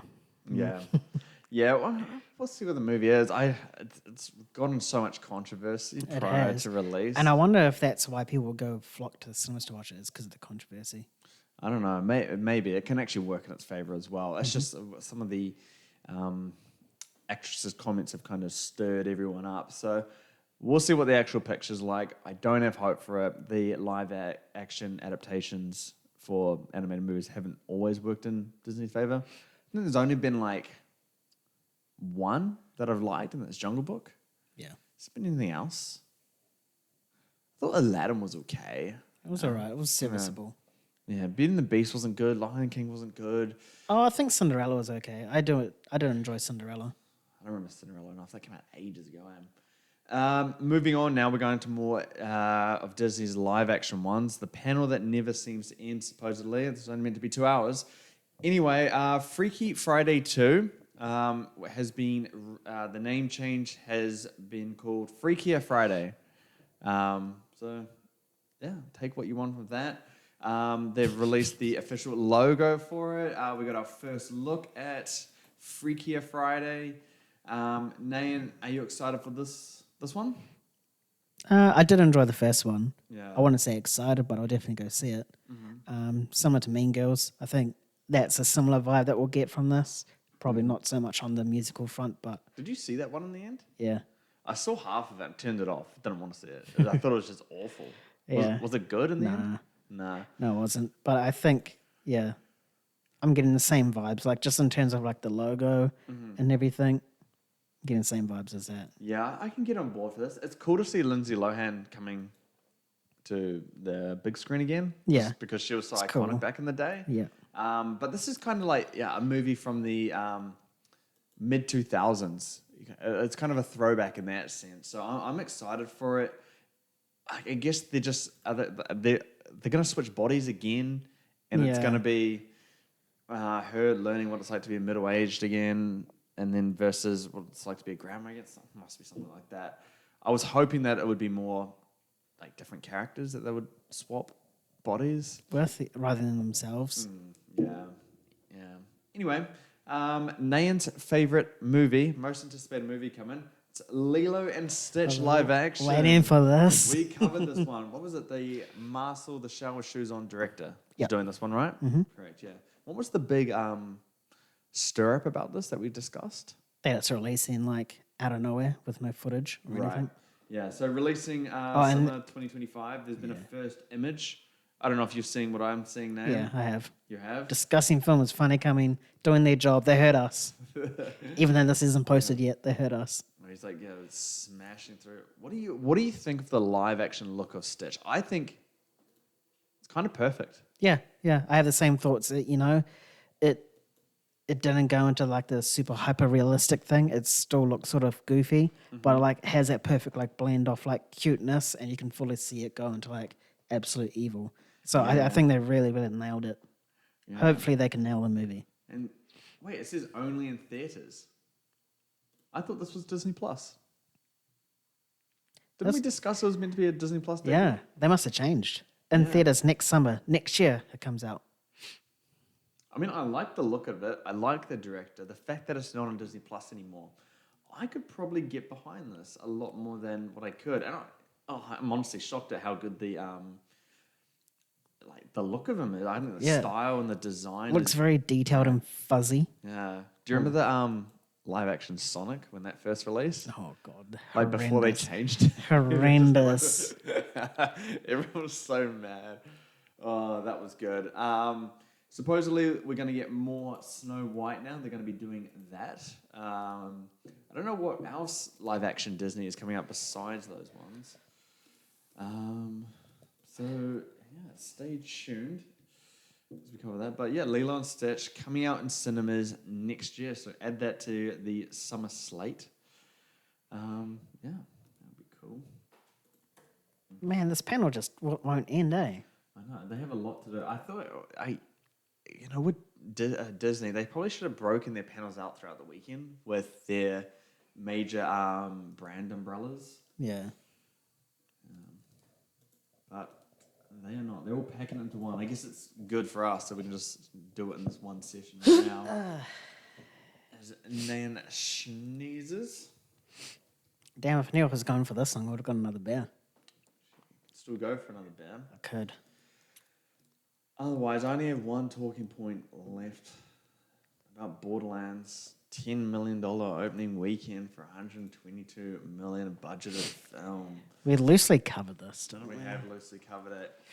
As we get to the finale, I presume the finale of this finale, what have you thought about the Olympics so far? We'll get off-brand for a little bit, eh? Have you been watching much of the Olympics? Following it at all? Yeah. I think there's some really, really good...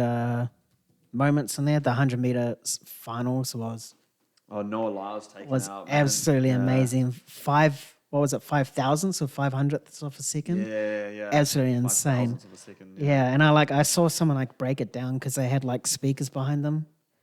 Usually it used to be a gunshot, and like it broke down like how far speed sound, and they were like the speaker saved him from winning. Yeah, Noah Lyles wouldn't have won if the speakers went behind them. Yeah, and I found that so interesting. I was like, holy shit, like insane how like they're all there, but like that's how fast 100-meter racing is coming into. Yeah. I love the meme of the Turkish shooter, that guy, and like all the like Olympians are now like mimicking him as well. That's really cool to see. He got silver just based without the eye gear and all that stuff. Yeah, which is really, really good. Watch out for him if you go into his house, eh? I reckon they're gonna make a movie about him. Oh, 100%. Yeah, and then he's just gonna be like some natural born like shooter.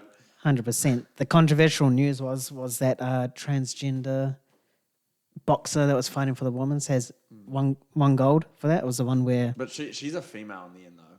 Is she? Yeah, the whole thing that she was a male and has, I think, I don't know, the chromosomes, XY or XX, that she has male chromosomes is false. Apparently, I don't know where it came from. I mean, you could kind of see it because she looks like a tank. She's really built. But yeah, supposedly she's just a female. So yeah, that was going to be controversial. But I'm glad the truth is coming out that she's not male. I do think we've been a bit underwhelming. We in New Zealand have been a bit underwhelming. Bro, I think we're doing good. Yeah, but I know that in past Olympics we've been doing like way better. Have we? Yeah, I'm pretty sure. What did we get? I don't think all the rowing and the kayaking stuff has come out, but like, I don't know. Yeah, like, you get into the finals this weekend, I believe. Yeah, like stuff like shot put. I thought we would have gotten a bit more medals in there. We were close, weren't we? It was like just under the 20-meter thing. Yeah, we were very close. Yeah. The big one was the All Black Sevens getting knocked out really, really early. That was like, whoa, didn't even qualify for a medal. Okay. Our swimmers did really good as well. Like, they did really, really well. Hopefully they Yeah, can, it's been a lot of the female athletes that have really carried yeah, New Zealand. carrying us, I yeah. think 5 of the gold medalists have been female and 1 male, I believe. Yeah. We came so close in the triathlon as well. Yeah, but I mean, like, we're doing well, dude. Like, we're 12th right now in terms of gold medals. Yeah, which is good. And we're beating India. India's like 1.5 billion people, something like that. Good. So, we're doing good. We're doing good. Yeah, we came 13th in 2020, so we're 12th now. I would say that's a success. I was just expecting more golds. Maybe because of rowing and stuff hasn't happened yet. I think for the fact that we're a population of 5 million, it's really impressive. Yeah. But in the wider scope of things, perhaps it's not. But yeah, no, representing New Zealand we are. Where did New Zealand come in 2016? We were 19th. So we're doing pretty well. In terms of when rowing comes out, that should be interesting. Otherwise, back to D23. We got our first trailer and first poster for Snow White. We're going to watch it now. We're going to get back to you on our thoughts soon. All right, so yeah, we've just seen the Snow White trailer starring Rachel Zegler and Gal Gadot. At least my thoughts on this trailer is that it's better than what I was expecting. I just kind of shit talked on it just before. So it's better than that. I'm glad that it has the dwarfs in it because, earlier reports a year or two ago showed 7 other extras in it that weren't dwarf-like. So we thought we weren't going to get the dwarfs in it, and they're a key integral part of what makes the story so good. So I'm glad we're getting that. It seems quite accurate in its depiction. Who knows if there's going to be a prince involved or anything on how that's going to play out based on Rachel Zegler's comments. But yeah, no, I think it looks good. I think the production's really good. Perhaps not the CGI, but the sets, the costuming, all that kind of stuff, really are high end. It's perfect. Those live action adaptations of Disney princess stories are always great when it comes to this, but it's always based on the story. Gal Gadot doesn't sound like Gal Gadot. No, she sounds different, which is nice. Yeah, but it doesn't seem accurate as well. It just seems like it's a AI voiceover. Like, who knows? Who knows if it's Gal Gadot in there? I can't imagine her singing. But yeah, I think Rachel Zegler and Gal Gadot, to me, aren't good actresses. They've done okay in roles beforehand, but I think they have really bad line delivery, and it's always hard to really get invested in their performance. I always just see Gal Gadot over her character rather than her behind the character, if that makes sense. You know what I mean by that. Yeah. Yeah. What did you think about it? Yeah, same thoughts as you. It caught me by surprise. It actually looks pretty decent. Yeah. Same with the singing and the song as well. It's one of the iconic songs from it.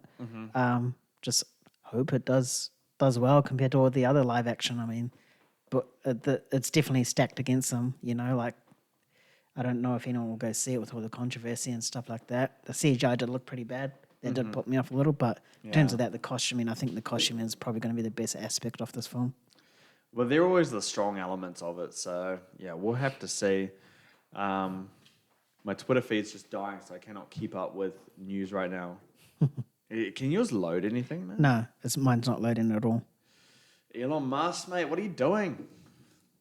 D23 has really taken over, Yeah, it's making it crash. Can you imagine that was... Everyone's just so hyped about Snow White. Snow White's the thing that makes it crash. So we've outweighted the platform of X crashing. D23 was just so hyped that everything crashed. But it looks like there has been some last-minute stuff from this panel that have been announced. They went into Tron Ares, showing the logo for that. That one is releasing in October 2025. Continuing on the story from Tron Legacy. Also announces 9 Inch Nails will compose the score for Tron Ares. So if you don't remember Tron Legacy, Daft Punk came in and they did an amazing score that felt absolutely perfect for that world. Nine Inch Nails are going to look to hopefully continue that. So, Nayan, thoughts on just Tron Ares in general in terms of your excitement, or if there is any, and Nine Inch Nails being the ones to do the score for this? Yeah, I wouldn't say I'm really excited for it. I haven't really watched any Tron films. I've seen, You haven't seen Legacy? No, I haven't seen. Shit. No, I've seen bits and bobs when I was working in the cinema, like Mm-hmm. doing cinema checks and stuff like that, but I haven't actually properly sat down and watched them. It's on my list of a lot of movies to do, and I'll get to it eventually, maybe before Ares comes out. Yeah. But yeah, I don't have I got nothing significant to say. Sorry. Fair enough. Have you heard the score for Tron Legacy at all? No. Oh, wow. Okay. Well, I'm assuming you'll love it when you see it, or hear it, should I say. It wasn't a very good movie, but visually and audibly, great. Really good stuff. Just has like a really, really good aesthetic to it. And it looks like it's going to be doing it again, except it's red, not blue this time. So, yeah, and apparently it's going to be like them going into real life rather than the game. Yeah. Yeah, so odd, but we'll see. And then the last one that Disney left things off with was Mufasa, the Lion King. Obviously, it's a prequel to the Lion King movie that we got, the live action one, but also kind of a sequel as it has the original characters in it, as we saw. So we've watched the trailer for this one. It releases December 20. Nayan, what were your thoughts on the trailer? Does it change how you feel about the overall movie? I'm a little bit, well, I wasn't excited for this, but now I'm a little bit more excited. It's nice to see the story in the direction, just Mufasa being an orphan and Taka being the actual heir to a throne. Yeah. And just not what we know from Lion King, how it was actually the other way around. So I'd like to see what happened and the conflict between the two brothers in that, and how it like pretty much crashed and burned, and how Mufasa ended up becoming king. Yeah. Because in the trailers you could see that, they were extremely, extremely close. Because Scar is... Taka. Why are they changing it? Why is his name? Taka's Scar's real name. Oh, right. Yeah, and I'm pretty sure Taka means shit in some sort of language or something. I saw a thing about it, so that's what Taka means. Yeah. But fuck, the CGI looks horrendously bad, man. Like, it's gonna be hard to watch a movie. Because even that in the trailer, there was moments where I was just like, fuck, this looks unfinished. It looks like a PlayStation game. It looks terrible. Yeah, no, I really love the story developments of like how Mufasa is actually kind of the orphan, and he becomes the leader, and kind of gives it a little bit of a justification as to why Scar is the way he is, and how villainous and how he looks down on Mufasa and stuff. So it's going to be super interesting to see how that all plays out. It's a good way to create intrigue for this kind of movie, especially when no one asked for it. And I'll be very interested to see how, what's his name? Barry Jenkins kind of plays on that and gets the emotion out of it. It's like I said to you, I've always been very intrigued by this movie because Barry Jenkins is a creator that you wouldn't expect in a Disney blockbuster. He's not one of those guys that just can get pushed around and be like, do this, that, and that, and then you get your pay kind of thing. He always has a vision for his stuff, at least from what I've seen. So it's going to be very interesting to see how he does it. But yeah, in terms of the CGI, I thought the landscapes looked really good, like the backgrounds, but the characters, some of the characters are just, awful at times. The voices and the way they move their mouths and the words coming out of them hardly looked like they were saying those words. It just kind of looked like they're opening and closing their mouth. Yeah, unnatural. Yeah, that stuff was just really weird. I hope they can clean up the rest of this before it releases. But yeah, December 20, it seems like it's going to be the big release to end the year off.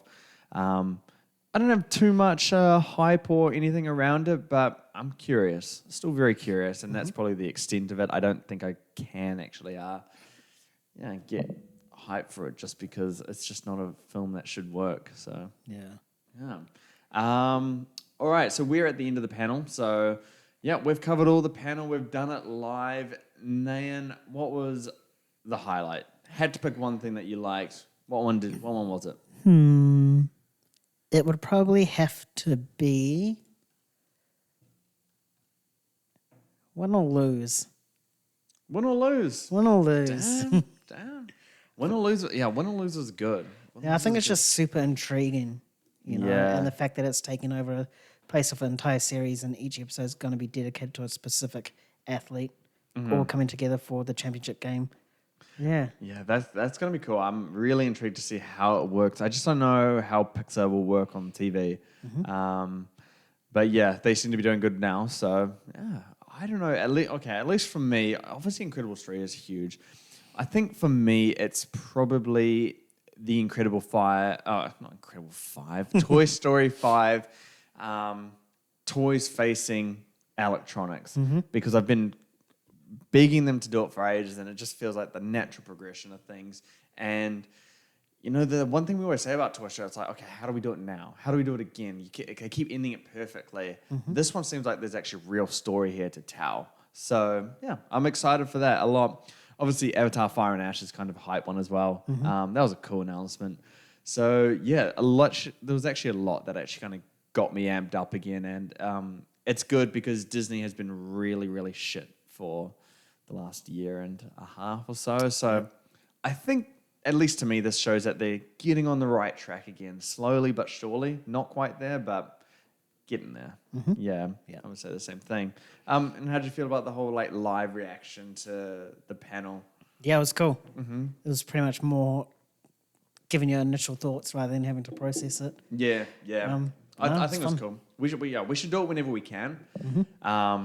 It's just hard for us in New Zealand. These things usually happen at fucking 4 a.m., don't they? The New Zealand time is always sucked with US stuff like this. So yeah, we saw an opportunity here, and it's Saturday for us, so we have our time off work. So yeah, and then in regards to what me and Nayan are doing in terms of future content, we're just trying to sort it out right now. We're taking our time. You'll get the audio potties from us when we can. Same with the reviews when we can. But yeah, just trying to get things up and running again. Started a new job, Land's busy as usual, so we're just trying to find what works for us. And yeah, as soon as we know, we'll have more details for you. But if you've managed to listen for 2 hours and 21 minutes, man, I commend you. That is, I couldn't listen to myself for that long, so I appreciate for anyone who's managed to last to this late in the podcast. Hope you've had fun. Hope you've enjoyed it. As much as we did. So, yeah. You guys know what to do. You'll be hearing from us soon, and once we figure everything out, we'll be sure to update you. But otherwise, thanks again for joining us. We'll catch you next time. Keep bringing the hype. Peace. See ya.